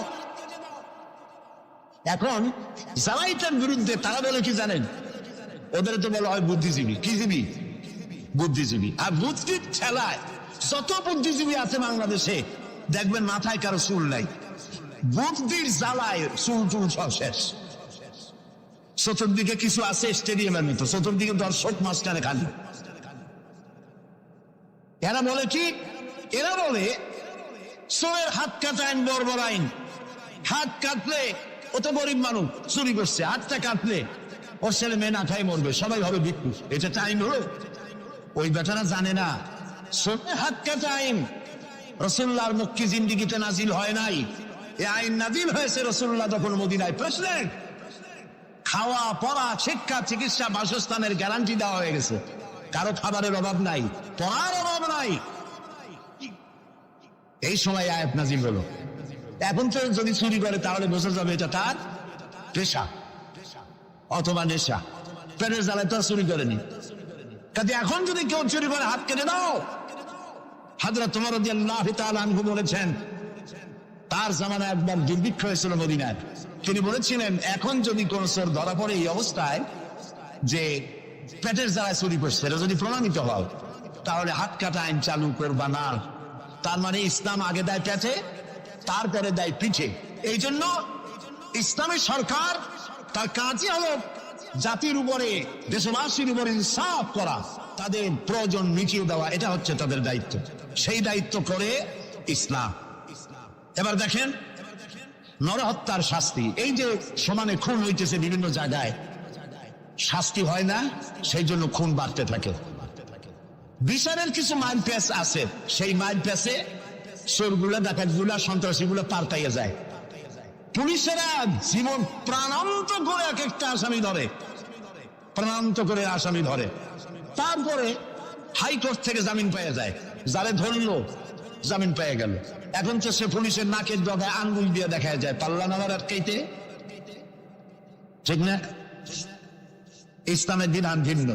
হত্যা করেছে, ইয়া আইয়ুহাল্লাযীনা আমানু কুতিবা আলাইকুমুল কিসাসু ফিল কাতলা, তোমাদের প্রতি নরহত্যার শাস্তি স্বরূপ কিসাস নির্দিষ্ট করা হয়েছে, অর্থাৎ হত্যার বদলে হত্যা। যে হত্যা করেছে প্রমাণিত হয়েছে, পরে নিয়ে আসো পল্টনের মাঠে, রেডিওর সমস্ত চ্যানেলগুলিকে দাওয়াত দাও, পত্রিকার সাংবাদিকদের দাওয়াত দাও, লোকেরা দেখুক, সকলের সামনে ওকে হত্যা করা হোক। জিনার শাস্তি আযানি ওয়াযানিয়াতু আযানিয়াতু ওয়াযানি ফাজনিদু কুল্লা ওয়াহিদিন মিনহুমা মিয়াতা জালদা। জিনাকার পুরুষ, জিনাকারিনী মহিলা 100 দৌড়া মারো, যদি অবিবাহিতা হয়, আর বিবাহিতা হলে প্রাণদণ্ড দাও। একজন ধর্ষক যে নারী ধর্ষণ করেছে, ধর্ষণ হচ্ছে না, বিচার নাই। ওই আমলে গত 5 বছরে জাহাঙ্গীরনগর বিশ্ববিদ্যালয় এক কুলাঙ্গা 100 বার জেনা করেছে, 100 বার। তারপরে ককটেল পার্টি করেছে। যখন পত্র পত্রিকায় সমালোচনার ঝড় উঠল, তখন সেই সময়ের নেতৃবৃন্দরা এর একটা বিচারও করছিল। সেই বিচার হলো ওই কুলাঙ্গার তাদেরই সোনার ছেলে, তারে ডাইকা মাথায় হাত বুলাইলো, এই দুষ্ট ছেলে, এরকম করতে নাই। এইভাবে বিচার। ইসলামের বিচারটা কি? ইসলামের বিচার হয়েছে ধর্ষক প্রমাণিত হয়েছে, নিয়ে সময় দানে চতুর্দিকে লোকেরা পাথর নিয়ে দাঁড়াও, পাথর মেরে ওর গায়ের গোস্ত, হাড্ডি, চর্বি, চামড়া, রক্ত বাতাসের সাথে উড়ায় দাও। এই দৃশ্য যারা দেখবে উপস্থিত থেকে, রেডিও এবং টেলিভিশনের মাধ্যমে যারা দেখবে, চিন্তা করেন এরপরে যদি ধর্ষণ এই নামটা যদি মাথায় আসে, 15 জগ পানি খাওয়া লাগবে ধর্ষণে, ঠিক কিনা বলেন? এই বিচারটা কার? বলেন নবী করিম সাল্লাল্লাহু আলাইহি ওয়াসাল্লাম পৃথিবীর সফল শ্রেষ্ঠ রাষ্ট্রনায়ক, কোরআনের এই বিচার পদ্ধতি দিয়ে একটি সুন্দর সমাজ বিনির্মাণ করেছিলেন, যেখানে চুরি নাই, ডাকাতি নাই, জেনা নাই, হত্যা নাই, ধর্ষণ নাই, সব বন্ধ। প্রিয় ভাই, সব আল্লাহর কথা, রাসূলের কথা, ইতিহাসের কথা বলছি। আলহামদুলিল্লাহ বলে নবী করিম সাল্লাল্লাহু আলাইহি ওয়াসাল্লাম ইন্তেকাল করলেন। এরপরে ক্ষমতা এলেন হযরত আবু বকর, প্রধান বিচারপতি হলেন হযরত ওমর। ইতিহাস লিখছে ফামাকাতা আমান কামিলান আলাম ইয়াখতাসিম ইলাইহি ইসনান। 1 বছর পার হয়ে গেল, হযরত ওমরের বিচারালয় একটা লোক বিচার চাইতে আসে নাই। আছে পৃথিবীতে কোন ইতিহাস এরকম যে 1 বছরের প্রতি মামলা হয় না? বলেন আপনারা, আছে? হযরত ওমর রাদিয়াল্লাহু তাআলা আনহু হযরত আবু বকরের কাছে গিয়ে বললেন, মা হাজাতা বি ইনদা কওমিন মুমিনিনা ইয়া খলিফাত রাসূলিল্লাহ। হে আল্লাহর রাসূলের খলিফা, এই দেশে একটা বিচারকের দরকার কি? তিনি জিজ্ঞেস করলেন, লিমাযা? কই যে আমি তো এক বছর থাকলাম, খালি বসে বসে কাঠখড়ি গুনলাম, কেউ বিচার চাইতে আসলো না। হযরত আবু বকর জিজ্ঞেস করলেন, তোমার কাছে যে কেউ বিচার চাইতে আসলো না, তার কারণ কি? তিনি বললেন, দীনুহুমুন নাসিহা। এই জাতি দিন হচ্ছে নসিহা করা, পরস্পরের কল্যাণ কামনা করা। ওয়া মানহাজুহুমুল কুরআন, আর তাদের সংবিধান হচ্ছে কোরআন। ওয়া আমালুহুম আলা আমরি বিল মারুফ ওয়ান নাহয়ু আনিল মুনকার, আর এই জাতির আমল হলো ভালো কাজের আদেশ করা, অন্যায় কাজ থেকে মানুষকে বিরত রাখা। কুল্লু ওয়াহিদিন মিনহুম ইয়ারিফু হাদ্দাহু ফায়াকিফু ইনদাহ, আর এর প্রত্যেকটি ব্যক্তি তার সীমারেখা চেনে, আল্লাহর হক সীমারেখা চেনে, এবং সেই সীমারেখার কাছেই সে দাঁড়িয়ে যায়। সুতরাং এই যখন এই জাতির অবস্থা, ফাফিমা হুম ইয়াখতাসিমুনা ইলাইয়া ইয়া খলিফাত রাসূলিল্লাহ সাল্লাল্লাহু আলাইহি ওয়াসাল্লাম, এই যখন জাতির অবস্থা, সেই জাতি মামলা করতে আসবে কেন? সুবহানাল্লাহ। মামলা নাই, মোকদ্দমা নাই, এমন একটি সমাজ নবী করিম সাল্লাল্লাহু আলাইহি ওয়াসাল্লাম তৈরি করেছেন। এবং এই সমাজে মানুষকে উপার্জনের জন্য তাগিদ দেওয়া হতো, চুপ করে বসে থাকতে পারবে না, কাজ করে খাও। কি করে খাও? বলেন, কি করে খাও? কাজ করে খাও। হাত যে এইভাবে করে নেয়, এই হাতের কোনো দাম নাই, এভাবে করে তিনি দেয়, সেই হাতের দাম বেশি। সুবহানাল্লাহ। আল্লাহ রাব্বুল আলামিন বলেন, ফাইদা কুদিয়াতিস সালাতু ফান্তাশিরু ফিল আরদি ওয়াবতাগু মিন ফাদলিল্লাহ। নামাজ যখন পড়া হয়ে গেল, ছড়িয়ে পড়ো আমার ময়দানে, ক্ষেত খামারে, অফিসে, আদালতে, রুজি কামাই করো, বসে থেকো না। রাসূলুল্লাহ বলেছেন, ইদা সাল্লাইতুমুল ফাজরা ফালা তানুমু আন তালবে আরযাকুকুম।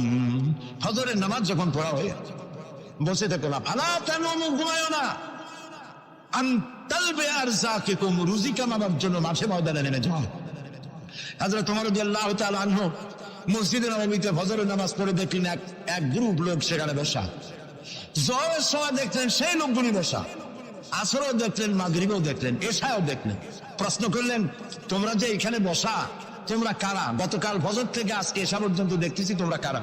তারা বললো যে আমরা এখানে আল্লাহর জিকির আজকার করি, দূর থেকে আসছি। খাও কি? যে কিছু লোকেরা আমাদেরকে রান্না বান্না করে খাও, আমরা আল্লাহর জিকির করি তো এই জন্য রান্না বান্না করে আমাদের খাওয়াই যায়।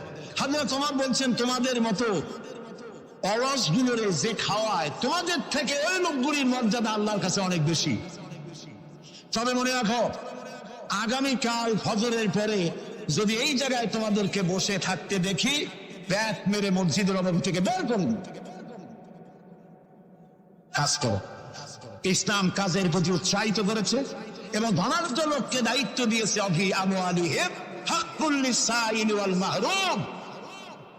ধনীদের উচিত দরিদ্রের অধিকার আদায় করে দেওয়া, কাই লা ইয়াকুনা দুলাতাম বাইনাল আগনিয়াই মিনকুম, যাতে করে তোমাদের সম্পদগুলি গুটিগত প্রয়োজনের ভিতরে যেন পঞ্জীবিত হয়ে না থাকে।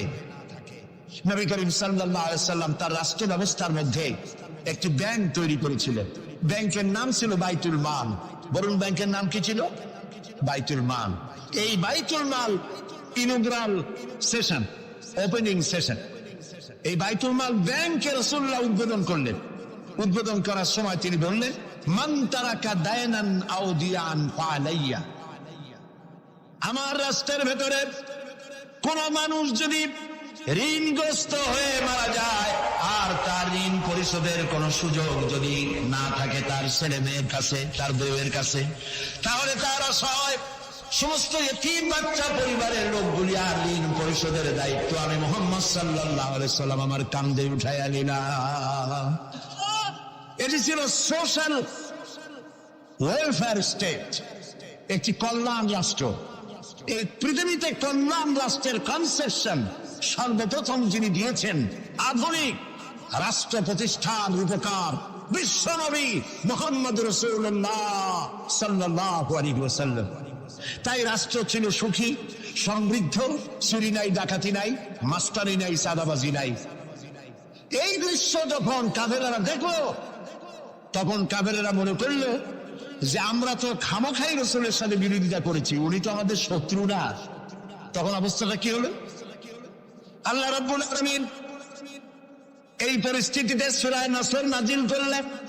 মদিনার শেষ জীবনের ইযা জাআ নাসরুল্লাহি ওয়াল ফাতহু, জানেন না এই সূরাটা? পড়েন। ইযা জাআ নাসরুল্লাহি ওয়াল ফাতহু ورأيت الناس يدخلون في دين الله أفواجا فسبح بحمد ربك واستغفر إنه كان توابا ইদা জা নাসরুল্লাহিল ফাতহ, আল্লাহর পক্ষ থেকে যখন মদদ আসবে, বিজয় আসবে, তখন দেখতে পাবে দলে দলে লোক ইসলামে প্রবেশ করতেছে। সুবহানাল্লাহ। মদিনার জীবনের শেষ দিকে আরব ভূখণ্ডে একটা কাফেরও ছিল না, সবাই পড়েছে লা ইলাহা ইল্লাল্লাহু মুহাম্মাদুর রাসূলুল্লাহ। সুবহানাল্লাহ। প্রিয় ভাই সব, এই ছিল ইসলামী রাষ্ট্রের রূপরেখা। রাসূলুল্লাহ বলেছেন আমি তো চলে যাব, চিরকাল থাকবেন। তারাকতু ফীকুম আমরাইন লান তাদিল্লু মা তামাসসাকতুম বিহিমা কিতাবুল্লাহ ওয়া সুন্নাতু রাসূল। আমি চলে যাব, দুটো জিনিস তোমাদের জন্য রেখে গেলাম। বলেন কয়টা জিনিস? একটা হলো আল্লাহর কিতাব, আর একটা কি? সুন্নাতে রাসূল। এই দুইটা জিনিস রেখে গেলাম। মারির দাঁত দিয়ে কামড়ে ধরো, তাহলে পৃথিবীতে তোমরা বিচ্ছিন্ন হবে না, ধ্বংস হবে না। সুবহানাল্লাহ। প্রিয় ভাই সব, নবী করিম সাল্লাল্লাহু আলাইহি ওয়াসাল্লাম দুটি জিনিস রেখে গেলেন। কয়টা রাখলেন বলেন? দুইটা। চেন চলে কয়টা লাইন দিয়া? বলেন। দুইটা লাইন। দুইটা লাইনের উপরে ট্রেন চলে। ট্রেন কি? কতগুলি কম্পার্টমেন্ট, এর মধ্যে মানুষ বসে, মাল সামান নিয়ে মানুষ বসলো। চাকার দূরত্ব আর লাইনের দূরত্ব যদি সমান থাকে তাহলে কমলাপুর থেকে ছাড়বে, চিটাগং চলে যাবেন আরামসে, চোখ বুঝে ঘুমাইতে ঘুমাইতে। ঠিক কিনা? বোঝেন কথা? কিন্তু মাঝখানে যদি চাকাগুলো একটু সেরায় যায়, ফাট বেশি হয়ে যায়, অথবা লাইন যদি একটু দেখা হয়ে যায়, তাহলে ট্রেন কি চলবে? কি হবে? অ্যাক্সিডেন্ট হলে যাত্রীরা কি হবে? মারা যাবে, মালপত্র সব শেষ হয়ে যাবে। ঠিক না? সুতরাং এটা যেমন বুঝলেন, আমরা আজ ছিলাম বেহেশতে, আসলাম দুনিয়া। আল্লাহ রাব্বুল আলামিন এই দুনিয়াবাসীদেরকে জান্নাতে নিতে চান। সুবহানাল্লাহ বলে। এই জন্য দুইটা লাইন করে দিয়েছেন। দুইটা লাইন রাসূলুল্লাহ পেতে দিয়ে গেলেন। একটার নাম হলো কোরআন, আর একটার নাম হাদিস। আর আপনার আমার দেহ, এই দেহগুলিকে ধরেন কম্পার্টমেন্ট, বগি, ট্রেনের বগি। এই বগি, এই ট্রেন, এই দেহ নামক বগিকে চালাবার জন্য কতগুলি চাকা দরকার। সেই চাকা হলো অর্থনীতির চাকা, রাজনীতির চাকা, সমাজনীতির চাকা, স্বরাষ্ট্রনীতির চাকা, পররাষ্ট্রনীতির চাকা। এই সব চাকাগুলি কোরআন হাদিস নামক দুইটা লাইনের উপরে যদি ছেড়ে দেন, কোরআন হাদিস অনুযায়ী যদি চালান, দেহ নামক গাড়ি দুনিয়া থেকে ছাড়বে, লাস্ট ডেস্টিনেশন আল্লাহর জান্নাতে চলে যাবে। আর যদি দেহ নামক এই গাড়িকে চালাতে গিয়া রাজনৈতিক চাকা যদি দৌড় দেয় ইংল্যান্ডের দিকে, সংস্কৃতির চাকা যদি দৌড় দেয় ভারতের দিকে, গণতন্ত্রের চাকা যদি দৌড় দেয় আমেরিকার দিকে, তাহলে দেহ নামক গাড়ির কি হবে? অ্যাক্সিডেন্ট অবধারিত। কথাটা কি বোঝা কঠিন না সহজ? সুতরাং আসুন কোরআনের আল্লাহ রসুলের বলা ওই কোরআন আর ওই হাদিস এই দুইটা নিয়ে আমাদের জীবনকে পরিচালিত করতে চেষ্টা করি, এবং এই চেষ্টা ফলবতী হতে পারে পার্লামেন্টে। 1000 বছর ওয়াজ করে যা করতে না পারবেন, পার্লামেন্টে যদি কোরআনের পক্ষের লোকেরা মেজরিটি হয়, তাহলে 1000 বছর ওয়াজের তুলনায় একটা বিল পাস করলে অতি তাড়াতাড়িটা হয়ে যায়। এই জন্য জনগণকে সেভাবে তৈরি হতে হবে, প্রস্তুতি নিতে হবে এবং বুঝতে হবে কোরআনের আইন ছাড়া সন্ত্রাস দুর্নীতি নির্মূল হবে না, হবে না, হবে না। রাসূল করিম সাল্লাল্লাহু আলাইহি ওয়াসাল্লাম বলছেন, হুজুরের কাছে আল্লাহর নবীর কাছে হযরত আবু হুরায়রা রাদিয়াল্লাহু তাআলা এই হাদিসটি বর্ণনা করেছেন। হুজুরের কাছে একজন অন্ধ লোক এলো। সে অন্ধ লোক এসে বললেন, হুজুর আমি তো চোখে দেখি না, জামাতের যে গুরুত্বের কথা আপনি বললেন, আমাকে কি রুখসত দেওয়া যায় নাকি? আমি অনেক সময় সাথী সঙ্গী পাই না, আমাকে কি রুখসত দেওয়া যায় নাকি? হুজুর বললেন, হ্যাঁ তোমাকে রুখসত দেওয়া গেল। অন্ধ যখন হেঁটে যাচ্ছিলেন, নবীজি তাকে আবার ডাকলেন, ডেকে জিজ্ঞেস করলেন, অন্ধ নামাজের মসজিদের আজান কি তোমার কানে যায়? বলে হ্যাঁ আমি আজান শুনি। হুজুর বললেন, আজানের জবাব দিবা, মসজিদে এসে জামাতে নামাজ পড়বা। একজন অন্ধকে রুখসত দেওয়া হয় নাই। মসজিদে আজান শোনার পর ঘরে বসে যদি নামাজ আদায় করেন, নামাজের হক আদায় হবে না। হুজুর সাল্লাল্লাহু আলাইহি ওয়াসাল্লাম বলেছেন, মসজিদে আজান হওয়ার পর যে ব্যক্তি ঘরে বসে নামাজ পড়ে, আমার ইচ্ছা হয় ঘরটা আগুন দিয়ে জ্বালাই দেয়। কে বলতেছেন? রাহমাতুল লিল আলামিন, রাহমাতুল লিল আলামিন বলতেছেন। ঘরের মধ্যে যদি মেয়ে লোক আর বাচ্চারা যদি না থাকতো, তাহলে আমার ইচ্ছা হয় আমি বলি আগুন দিয়ে ঘর দ্বারে জ্বালায় দাও। এই ঘরের মহব্বতেই তো সে বাইর হয় না। নামাজের এত বড় গুরুত্ব দেওয়া হয়েছে। আমার বন্ধুগণ, এই নামাজি জামাতি আল্লাহর নবী জীবনের শেষ নামাজ জামাতে আদায় করেছেন। জীবনের শেষ নামাজটাও জামাতে আদায় করলেন। তখন তার এমন অবস্থা, এত অসুস্থ, দাঁড়াতে পারেন না, হাঁটতে পারেন না। দুইজন সাহাবীর কাঁধের উপরে ভর করে তারপরে বহু কষ্ট করে মসজিদে গিয়ে নামাজ আদায় করেছেন। খুতবা দিয়েছেন, বললেন, খুতবা দিতে গিয়ে বললেন, আজ থেকে মসজিদে নববীর চতুর্দিকের সকলের দরজা বন্ধ হয়ে যাবে, শুধু আবু বকরের দরজাটা খোলা থাকবে। আল্লাহর নবী বললেন, আল্লাহ রাব্বুল আলামিন এই পৃথিবীতে তার এক বান্দাকে জাগতিক সব সম্পদ দিতে চেয়েছিলেন, কিন্তু সে বান্দা সব জাগতিক সম্পদকে উপেক্ষা করে মাবুদের সঙ্গে দেখা করা বেশি জরুরি, বেশি পছন্দ মনে করেছেন। এতটুকুন কথা নবীজি বললেন, কেউ কিছু বুঝতো না।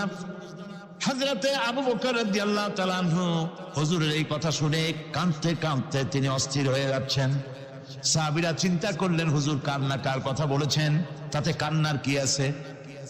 বয়োবৃদ্ধ জ্ঞান বৃদ্ধ হযরতে আবু বকর রাদিয়াল্লাহু তাআলা আনহু বুঝতে পেরেছেন, এই পৃথিবীর সব সম্পদ তো আল্লাহ হুজুরকেই দিতে চেয়েছিলেন। তিনি সমস্ত সম্পদকে উপেক্ষা করে তার মাবুদের সঙ্গে দেখা করার জন্য প্রস্তুতি নিয়েছেন। তার মানে হলো আল্লাহ নবীর বিদায় হয়ে যাবেন, আমরা নবী থেকে এতিম হয়ে যাব। নবীজি ঘরের মধ্যে প্রবেশ করলেন, প্রচন্ড জ্বর এলো। এই প্রচন্ড জ্বর নিয়ে তিনি শুয়ে আছেন, কখনো বেহুশ কখনো হুশ। এর মধ্যে সারাজান হয়ে গেল। সাহাবীরা বহুক্ষণ অপেক্ষা করে হযরত আবু বকরের ইমামতিতে নামাজ শুরু করলেন। হুজুরের হুশ এলো, প্রশ্ন করলেন, আয়েশা রে এখন কোন সময়? হযরত আয়েশা বলেন, ইয়া রাসূলুল্লাহ, মসজিদে নববীতে নামাজ শুরু হয়ে গেছে। সাহাবীরা অনেকক্ষণ অপেক্ষা করে আমার বাবার ইমামতিতে নামাজ পড়তেছে সবাই, কিন্তু সাহাবীরা কেঁদে কেঁদে নামাজের মধ্যেই কাঁদতে কাঁদতে অস্থির হয়ে যাচ্ছে। তাদের মনের ধারণা হয়েছে নবীজির পেছনে নামাজ পড়ার কিসমত থেকে তারা মাহরুম হয়ে গেল। নবীজি বলেন, আয়েশা দরজা খুলে দাও, আর আমার মাথাটা একটু উঁচু করে ধরো, আমি একটু নামাজের দৃশ্যটা দেখি। দরজা খুলে দেওয়া হলো, নবীজির মাথা উঁচু করে ধরা হলো। নামাজের জামাতের দৃশ্য দেখে নবীজি আবার শুয়ে পড়লেন। হযরত আয়েশা লক্ষ্য করে দেখেন নবীজির দুই চোখের কোনা দিয়া পানি পড়তেছে। মা আয়েশা জিজ্ঞেস করেন, ইয়া রাসূলুল্লাহ, হে নামাজের দৃশ্য দেখে চোখে কেন পানি এলো? হুজুর বলেন, আয়েশা রে, এটা কোনো দুঃখের পানি না, এটা তৃপ্তির পানি। এই যে জামাত নামাজ পড়তেছে লোকেরা, এই জামাত কায়েমের জন্য তায়েফের ময়দানে অনেক রক্ত আমার ঝরেছে। উহুদের ময়দানে দান্দান মোবারক শহীদ হয়েছে, সাহাবায়ে কেরাম জীবন দিয়েছে। এই যে জামাত আমি দেখতে পেলাম, ভবিষ্যতের একটা ছবি যেন চোখে ধরা পড়লো। আমার মনে হলো কিয়ামত পর্যন্ত এই পৃথিবীতে আমার যত উম্মত আসবে তারা এইভাবে করে জামাতে নামাজ আদায় করবে। নবীজি মাথার কাছে মালাকুল মউত যখন এসে গেছেন, আমার ভাইরা, এই পৃথিবীতে যত নবীরা এসেছিলেন মৃত্যুর সময় সমস্ত নবীরা শেষ কথা যেটা বলেছেন, হাদিস, সমস্ত নবীরা উম্মতের জন্য মৃত্যুর মুহূর্তে শেষ কথা যেটা বলেছেন সেটা হলো আসসালাত, আসসালাত, নামাজ, নামাজ। আমার নবী যখন বিদায় হয়ে যান, বিদায় মুহূর্তে মেয়ের কথা বললেন না, কলিজার টুকরা নাতির কথা বললেন না, জামাইয়ের কথা বললেন না, স্ত্রীর কথা বললেন না, মৃত্যুর সময় শেষ কথা বললেন আসসালাত, আসসালাত ওয়া মা মালাকাত আইমানুকুম, নামাজ, নামাজ, আমার উম্মতেরা নামাজ, আমার উম্মতেরা নামাজ ছেড়ে দিও না, নামাজ। যেই নবী উম্মতের জন্য এত কাঁদলেন, নামাজের জন্য এত কথা বলে গেলেন, আল্লাহ রাব্বুল আলামিন নামাজের জন্য এত নির্দেশ করলেন, নবীজি ইন্তেকালের সময় নামাজের কথা বলে দিলেন, সেই মুসলমান আজ নামাজ আদায় করে না, নামাজ পড়ে তো নামাজ শুদ্ধ হয় না। হযরত হুযায়ফা রাদিয়াল্লাহু তাআলা আনহু তিনি একবার ইয়েমেন সফর করেছিলেন, এক মসজিদে নামাজ পড়লেন, একজনকে তিনি নামাজ পড়তে দেখলেন, নামাজ পড়তে দেখে তিনি অপেক্ষা করলেন, লোকটার নামাজ হয়ে যাওয়ার পর তিনি প্রশ্ন করলেন, আল্লাহর বান্দা, তুমি কতদিন এরকমের নামাজ পড়তেছো? তিনি বললেন, প্রায় 40 বছর তো হবে আমি এরকম নামাজ পড়তেছি। হযরত হুযায়ফা বলেন, তুমি কি আমারে চেনো? কয়, না, চিনি না। হযরত হুযায়ফা বললেন, আল্লাহর বান্দা শোনো, আমি হচ্ছি আল্লাহর নবী মুহাম্মদুর রাসূলুল্লাহ সাল্লাল্লাহু আলাইহি ওয়াসাল্লামের সাহাবী হুযায়ফা। ও আল্লাহর বান্দা, তুমি যেভাবে নামাজ পড়েছো এইরকম যদি 40 বছর নামাজ পড়ে থাকো, আল্লাহর কসম করে বলি, নবীজি যে নামাজ শিখাইছেন তোমার সে নামাজ হয় নাই, রাসূলুল্লাহ নামাজ হয় নাই। নামাজ পড়লেই হবে না, রাসূলুল্লাহ বলেছেন, সাল্লু কামা রাআইতুমুনি উসাল্লি, নামাজ পড়ো সেইভাবে যেভাবে আমার পড়তে দেখো। বিশ্বাস করুন ভাইরা, নামাজ যদি না হয়, হরতাল করিয়া, মিছিল করিয়া, বিক্ষোভ করিয়া, যে কোনো আন্দোলন করে ইসলামকে বিজয়ী করা যাবে না যতক্ষণ পর্যন্ত নামাজ সহি না হবে। নামাজ হচ্ছে ফাউন্ডেশন, নামাজ নাই কিচ্ছু নাই। ঠুকঠাক করে 2টা সেজদা দিয়ে উঠে যাবেন, আপনার ইসলামী আন্দোলনের 4 পয়সার দাম নাই। নামাজ আগে, জিহাদের ময়দানেও নামাজ, নামাজ সহিভাবে আদায় করতে হবে। নামাজ থেকে দাঁড়াবেন, রুকুর থেকে দাঁড়ায় গেলেন, বলবেন রব্বানা লাকাল হামদ, কোন রব্বানা লাকাল হামদ হামদান কাসীরান তাইয়িবান মুবারাকান ফিহি। একজন সাহাবী এই দোয়াটা পড়ছিলেন। নামাজ শেষ করে আল্লাহর নবী প্রশ্ন করলেন, নামাজের ভিতরে অতিরিক্ত এই কথাগুলি কে বলেছো? সাহাবী ভয় পেয়ে গেলেন, ভয় ভয় তিনি বললেন, হুজুর আমি বলেছি। হুজুর বললেন, তুমি জানো না আমি নবী, তুমি নবী না, আমি যা দেখি তুমি দেখতে পাও না। তুমি যখন এই দোয়াটা পড়তেছিলে আমি লক্ষ্য করেছিলাম আল্লাহর রহমতে ফেরেশতারা প্রতিযোগিতা করতেছিল তোমার আমল নামায় কে কত বেশি নেকি লিখবে। রুকুতে দাঁড়ায়া এটা পড়বেন, সেজদায় চলে যাবেন, 2 সেজদার মাঝখানে ততক্ষণ বসে থাকবেন যতক্ষণ একটা সেজদার ভিতরে ছিলেন। পড়বেন আল্লাহুম্মা গফিরলি ওয়ারহামনি ওয়াহদিনি ওয়াআফিনি ওয়ারযুকনি। নামাজের মধ্যে দোয়া করতেছে, আল্লাহ আমারে ক্ষমা করে দাও। এসব দোয়া সব হুজুরের, আমাকে ক্ষমা করো, আমাকে হেদায়েত দাও, আমাকে সুস্থ করো, আমাকে রহম করো, আমাকে রিজিক দাও। সুবহানাল্লাহ।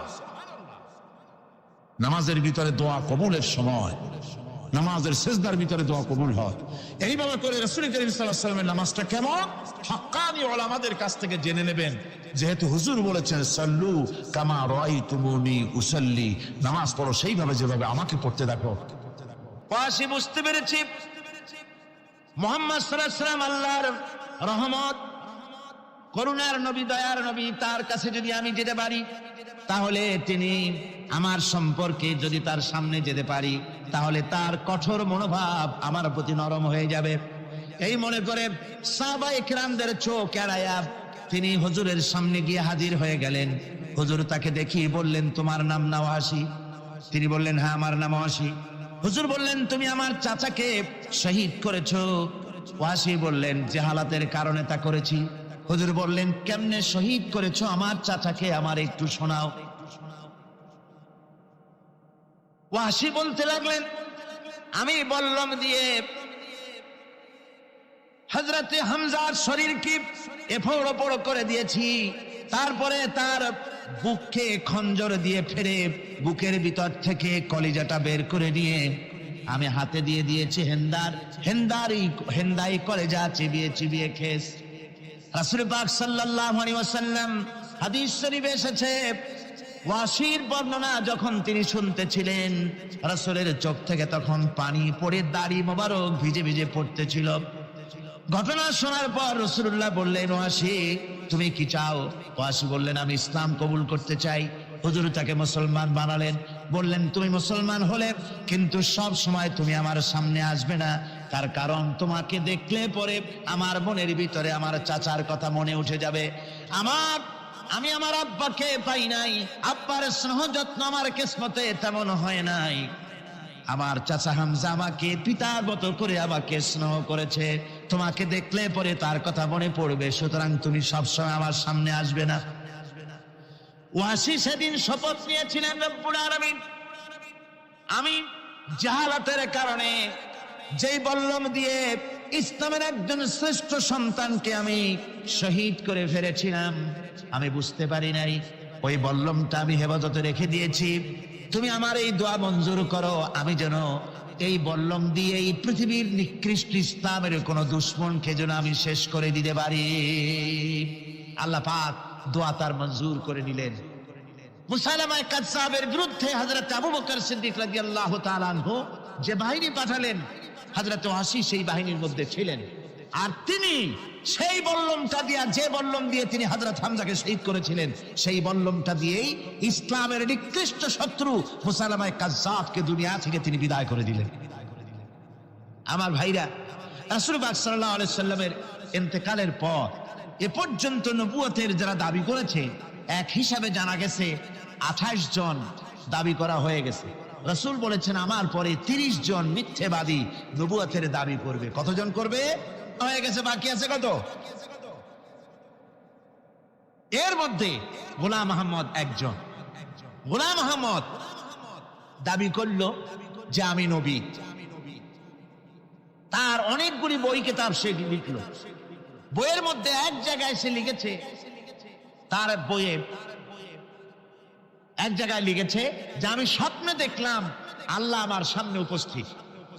আল্লাহ আমার সামনে এসেছেন পুরুষের আকৃতিতে, আর আমি তখন স্বপ্নের ভিতরে আমি নিজেকে একজন নারীর মতোই মনে করলাম।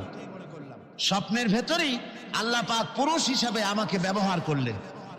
আমি স্বপ্নের মধ্যেই গর্ভবতী হলাম এবং স্বপ্নের ভিতরে আমি গোলাম আহমদ মসিহে রূপান্তরিত হয়ে গেলাম। নাউযুবিল্লাহি মিন যালিক।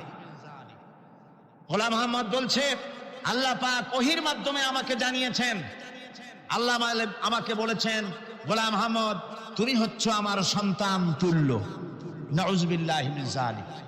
এইভাবে অসংখ্য মিথ্যে কথা দিয়ে বইপত্র রচনা করেছে। লোকেরা তার কাছে নবুয়তের প্রমাণ চেয়েছে। আসলে শরীয়তের বিধান হচ্ছে, হুজুরের পরে যদি কেউ নবুয়তের দাবি করে তাহলে তাকে সে নবী কিনা এর কোনো প্রমাণ তার কাছে চাওয়া জায়েজ নাই। যেহেতু প্রমাণ চাইতে গেলে বোঝা যায়, সন্দেহ হয় কিছুটা, প্রমাণ দিতে পারলে তাহলে সে নবী হবে। কথা বুঝতে পেরেছেন? এই জন্য রাসূলের পরে যদি কেউ নবুয়তের দাবি করে, তাহলে তার কাছে নবুয়তের দাবির কোনো প্রমাণও চাওয়া যাইবে না। বিনা প্রমাণে রাসূলের পরে নবুয়তের দাবি যেই করবে সে কি হবে? জোরে বলেন কি হবে? কাফের হয়ে যাবে। দুনিয়ার সমস্ত উলামা, সমস্ত মুহাদ্দিস, সমস্ত মুফাসসির, দুনিয়ার সমস্ত মুফতি সব একমত, কোনো দ্বিমত নাই, গোলাম মোহাম্মদ কাদিয়ানী কাফের। তার অনুসারীরাও তার জামানায় মাওলানা আতাউল্লাহ শাহ বুখারী রাহমাতুল্লাহ আলাইহি তার সঙ্গে একটা বহস হলো। যেহেতু গোলাম মোহাম্মদ বলেছিল যে আমার এই 40 দিনের মধ্যে কেউ প্রতিবাদ করুক যেগুলি আমার ওহী নয়। হযরতে মাওলানা আতাউল্লাহ শাহ বুখারী রাহমাতুল্লাহ আলাইহি সেই যুগের একজন শ্রেষ্ঠ আলিম, তিনি বললেন, আমি তোমার কাছে কোনো প্রমাণ চাই না তুমি নবী কিনা, আমি জানি তুমি মিথ্যেবাদী, তবে তোমাকে বলতে হবে তুমি এই শক্তি কোথায় পেলে। গোলাম মোহাম্মদ বলল, কোরআন শরীফই আছে আমার এই শক্তির উৎস। কোথায়? বলল যে এই যে আয়াতটা আমি আপনাদের সামনে তেলাওয়াত করেছি, ঈসা আলাইহিস সালামের ওই কথাই গোলাম মোহাম্মদ বলল যে হযরত ঈসা আমার সম্পর্কে বলেছেন, ইয়াতি মিন বাদি ইসমুহু আহমদ, আমার পরে একজন নবী আসবেন, রাসূল আসবেন, তার নাম হবে আহমদ, আমি সেই আহমদ। মাওলানা আল্লাহ বুখারী বলছেন, তোমার নাম তো আহমদ না, তোমার নাম হচ্ছে গোলাম আহমদ। তার অর্থ হলো হযরত ঈসা আলাইহিস সালাম যে আহমদের কথা বলেছেন, তুমি সেই আহমদের গোলাম। গোলাম আহমদ বললেন, দেখুন আমার নামের প্রথম শব্দ গোলাম, এটা হচ্ছে আমার লকব, আমি আমার নামের লকবটা ছেড়ে দিলাম, বাদ দিয়ে দিলাম, আর ব্যবহার করব না। তাহলে তো আমি আহমদ থাকি, আপনি তো আর আপত্তি করতে পারেন না। মাওলানা বুখারী বললেন, নামের প্রথম শব্দ বাদ দেওয়া যদি জায়েজ হয়, তাহলে তোমার ফতোয়া দিয়ে আমার নামের প্রথম শব্দ বাদ দিয়া দিলাম। আমার নাম আতা আল্লাহ, নামের প্রথম শব্দ আতা বাদ দিয়া দিলাম। তো আতা যদি বাদ দেই তাহলে আল্লাহ হই, আর আল্লাহ হয়ে বলছি তোমার মতো গাধাকে নবুয়াত আমি দেই নাই। এরপর এই পৃথিবীর নিকৃষ্ট পাপী এই কাফেরের মউত হলো কোথায়? জোরে বলেন, এই কাফেরের মউত হলো কোথায়? পায়খানার ভেতরে মউত হয়েছে। কিয়ামতের দিন 50,000 বছর মানুষেরা হাসরের ময়দানে দাঁড়িয়ে থাকবে। 50,000 বছর বিচারের দিনটা লম্বা হবে 50 আলফা সানা মিম্মা তাউদ্দুন। এই পৃথিবীতে তোমাদের গণনা মতে 50,000 বছর যত বড় লম্বা, কিয়ামতের বিচারের দিনটা হবে অত বড় লম্বা। মানুষেরা হয়রান হয়ে যাবে। মানুষের মাথার চান্দি, গুনাহগারের মাথার চান্দি ফেটে গিয়া মগজগুলি গলে গলে পড়তে লাগবে, জিহ্বাটা ঝুলে কুকুরের মতো নাভিস্থল পর্যন্ত পড়ে যাবে। সারা ময়দানে পানি পানি বলে চিৎকার হতে থাকবে। মানুষেরা বিভীষিকাময় দৃশ্য দেখে হয়রান হয়ে যাবে, ভয়ের চোটে কলিজা গলার কাছে চলে আসবে। কোনো উপায় নাই, মানুষেরা হয়রান হয়ে গিয়ে হযরত আদম আলাইহিস সালামের কাছে যাবেন, আল্লাহর কাছে একটু সুপারিশ করেন আমাদের বিচার হয়ে যাক। হযরত আদম বলবেন, আমার দ্বারা সম্ভব নয়, আমি নিজে আল্লাহর এক হুকুমকে ভঙ্গ করেছিলাম, জানি না আল্লাহ রাব্বুল আলামিন আমার সাথে আজকে কি ব্যবহার করেন। মিয়া সাহেব মাথা খাটা, বুদ্ধি ভাটা, চিন্তা করেন আকল দিয়ে, বিবেক দিয়ে। আবাল বাশার আদম আলাইহিস সালাম আল্লাহর দরবারে কথা বলতে সাহস পাবেন না। বলবেন নূহের কাছে যাও, নূহ আলাইহিস সালাম বলবেন আমি পারবো না। ইব্রাহিমের কাছে চলে যাও, ইব্রাহিম আলাইহিস সালাম বলবেন আমিও পারবো না। সকলে এক এক অজুহাত দিবেন। বলবেন যা মুসা আলাইহিস সালামের কাছে, তিনি বলবেন আমিও পারবো না। যাও ঈসা আলাইহিস সালামের কাছে, হযরত ঈসা বলবেন আমি তো পারবোই না, কারণ গোটা পৃথিবীর শত শত কোটি নাসারা আমারে আল্লাহর ছেলে বলেছে, আমি তো তাদেরকে কথা বলতে পারি নাই, জানি না আজই হাসরের ময়দানে আল্লাহ রাব্বুল আলামিন আমার সাথে কি ব্যবহার করেন। তবে আমি একটা পরামর্শ দিতে পারি, আল্লাহ রাব্বুল আলামিনের দরবারে আজকে কেবল কথা বলতে পারবেন বিশ্ব নবী জনাবে মুহাম্মদুর রাসূলুল্লাহ। সাল্লাল্লাহু আলাইহি ওয়াসাল্লাম। হাসরবাসীরা তার কাছে যাবেন, নবীজি মাকামে মাহমুদে আল্লাহর দরবারে সেজদায় পড়ে যাবেন। এই সেজদায় কত কাল চলে যাবে আল্লাহ পাক ভালো জানেন। সেজদায় পড়ে শুধু কাঁদতেই থাকবেন। রব্বুল আলামিন বলবেন, হাবিব মাথা উঠান, আপনার দরখাস্ত আমি আল্লাহ রব্বুল আলামিন মঞ্জুর করে নেব। সুবহানাল্লাহ বিহামদিহি। হযরত ওমর রাদিয়াল্লাহু তাআলা আনহু মসজিদে নববীতে ফজরের নামাজ পড়ে দেখলেন এক গ্রুপ লোক সেখানে বসা। জোহরের সময় দেখলেন সেই লোকগুলি বসা, আসরও দেখলেন, মাগরিবেও দেখলেন, এশাও দেখলেন। প্রশ্ন করলেন, তোমরা যে এখানে বসা, তোমরা কারা? গতকাল ফজর থেকে আজকে এশা পর্যন্ত দেখতেছি, তোমরা কারা? তারা বললো যে আমরা এখানে আল্লাহর জিকির আজকার করি, দূর থেকে আসছি। খাও কি? কয় যে কিছু লোকেরা আমাদেরকে রান্না বান্না করে খাও, আমরা আল্লাহর জিকির করি তো এই জন্য রান্না বান্না করে আমাদের খাওয়াই যায়। হাজরত ওমর বলছেন, তোমাদের মতো অলসগুলোরে যে খাওয়ায়, তোমাদের থেকে ওই লোকগুলির মর্যাদা আল্লাহর কাছে অনেক বেশি।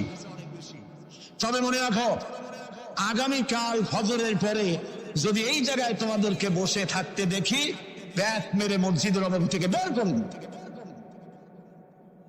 কাজ করো। ইসলাম কাজের প্রতি উৎসাহিত করেছে এবং ধনাঢ্য লোককে দায়িত্ব দিয়েছে, অফি আমওয়ালিহিম হাক্কুল লিসাইল ওয়াল মাহরুম। ধনীদের উচিত গরিবদের অধিকার আদায় করে দেওয়া। ডক্টর শহীদুল্লাহ যখন ডক্টরের ডিগ্রি করে দেশে ফিরলেন, তো লোকেরা মনে করলো ডক্টর হয়ে আসছে। পুরান ঢাকার লোকেরা সবাই গেল তার কাছে জ্বর, সর্দি, ব্রঙ্কাইটিস, টাইফয়েড, নিউমোনিয়ার ওষুধ আনার জন্য। তিনি যে এত বুঝাইতে চেষ্টা করলেন যে আমি ওষুধের ডাক্তার না, আমি ভাষার ডাক্তার। পুরান ঢাকার লোকেরা কইল, ডক্টর হইছে মগর ওষুধ দিবার পারেনি। ডক্টর মরহুম শহীদুল্লাহ তিনি বক্তৃতা করতে গিয়ে বলতেন শিক্ষিত লোকদেরকে, উনি তো সাধারণ লোকদের মধ্যে বক্তৃতা করতেন না, শিক্ষিত লোকদের মধ্যে বক্তৃতা করতে গিয়ে বলতেন, তোমরা যতই শিক্ষা গ্রহণ করো, ব্রিফকেস ভর্তি করে যত ডক্টরের ডিগ্রি আনো না কেন, এই কিতাবের জ্ঞান যদি না থাকে তোমরা পণ্ডিত, তবে তোমরা মূর্খ পণ্ডিত। এই কিতাবের জ্ঞান যদি থাকে তাহলে তোমরা সত্যিকারের পণ্ডিত হইতে পারবা। সেই কিতাবখানার নাম কি? আল কোরআন।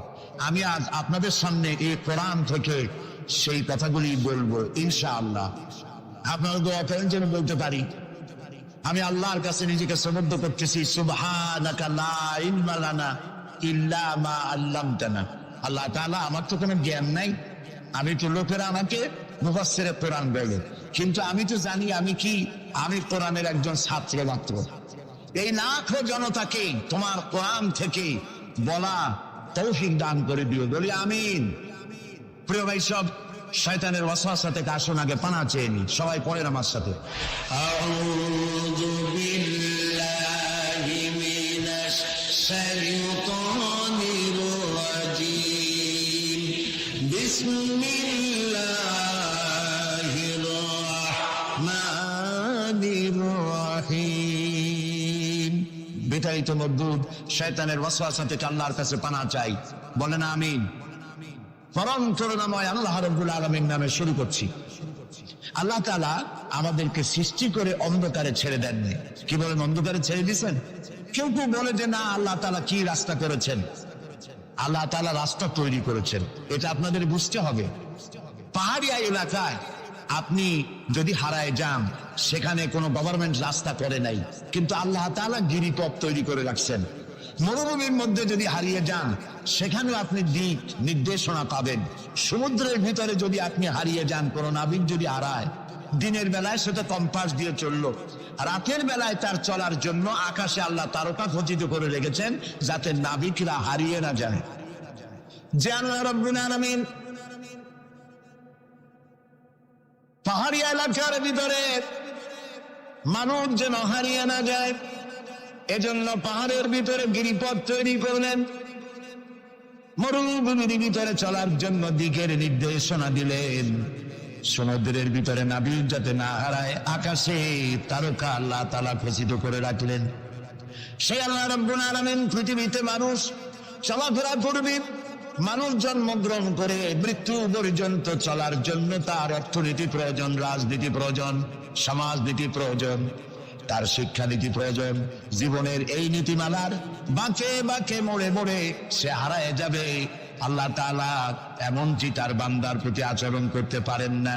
সেজন্য রব্বুল আলামিন বান্দা পৃথিবীতে যেন সঠিক পথে চলতে পারে, এজন্য তার জীবনের প্রত্যেকটি মোড়ে মোড়ে বাঁকে বাঁকে আল্লাহ তাআলা কোরআনের আলো, নূরের আলো আল্লাহ জ্বালিয়ে রেখেছেন। আল্লাহ তাআলা বলেন, قد جاءكم من الله نور وكتاب مبين قد جاءكم من الله نور।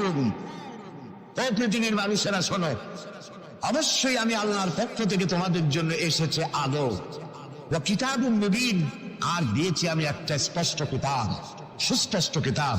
তোমাদের সৃষ্টি করে আমি অন্ধকারে ফালাই দেই নেই, আমি একটা আলো দিছি। সেই আলোটা কি? সূর্য? সেটি কি চন্দ্র? না, সেটি চন্দ্র নয়, সেটি সূর্য নয়। সেই আলোটির নাম হলো মুহাম্মাদুর রাসূলুল্লাহ সাল্লাল্লাহু আলাইহি ওয়াসাল্লাম।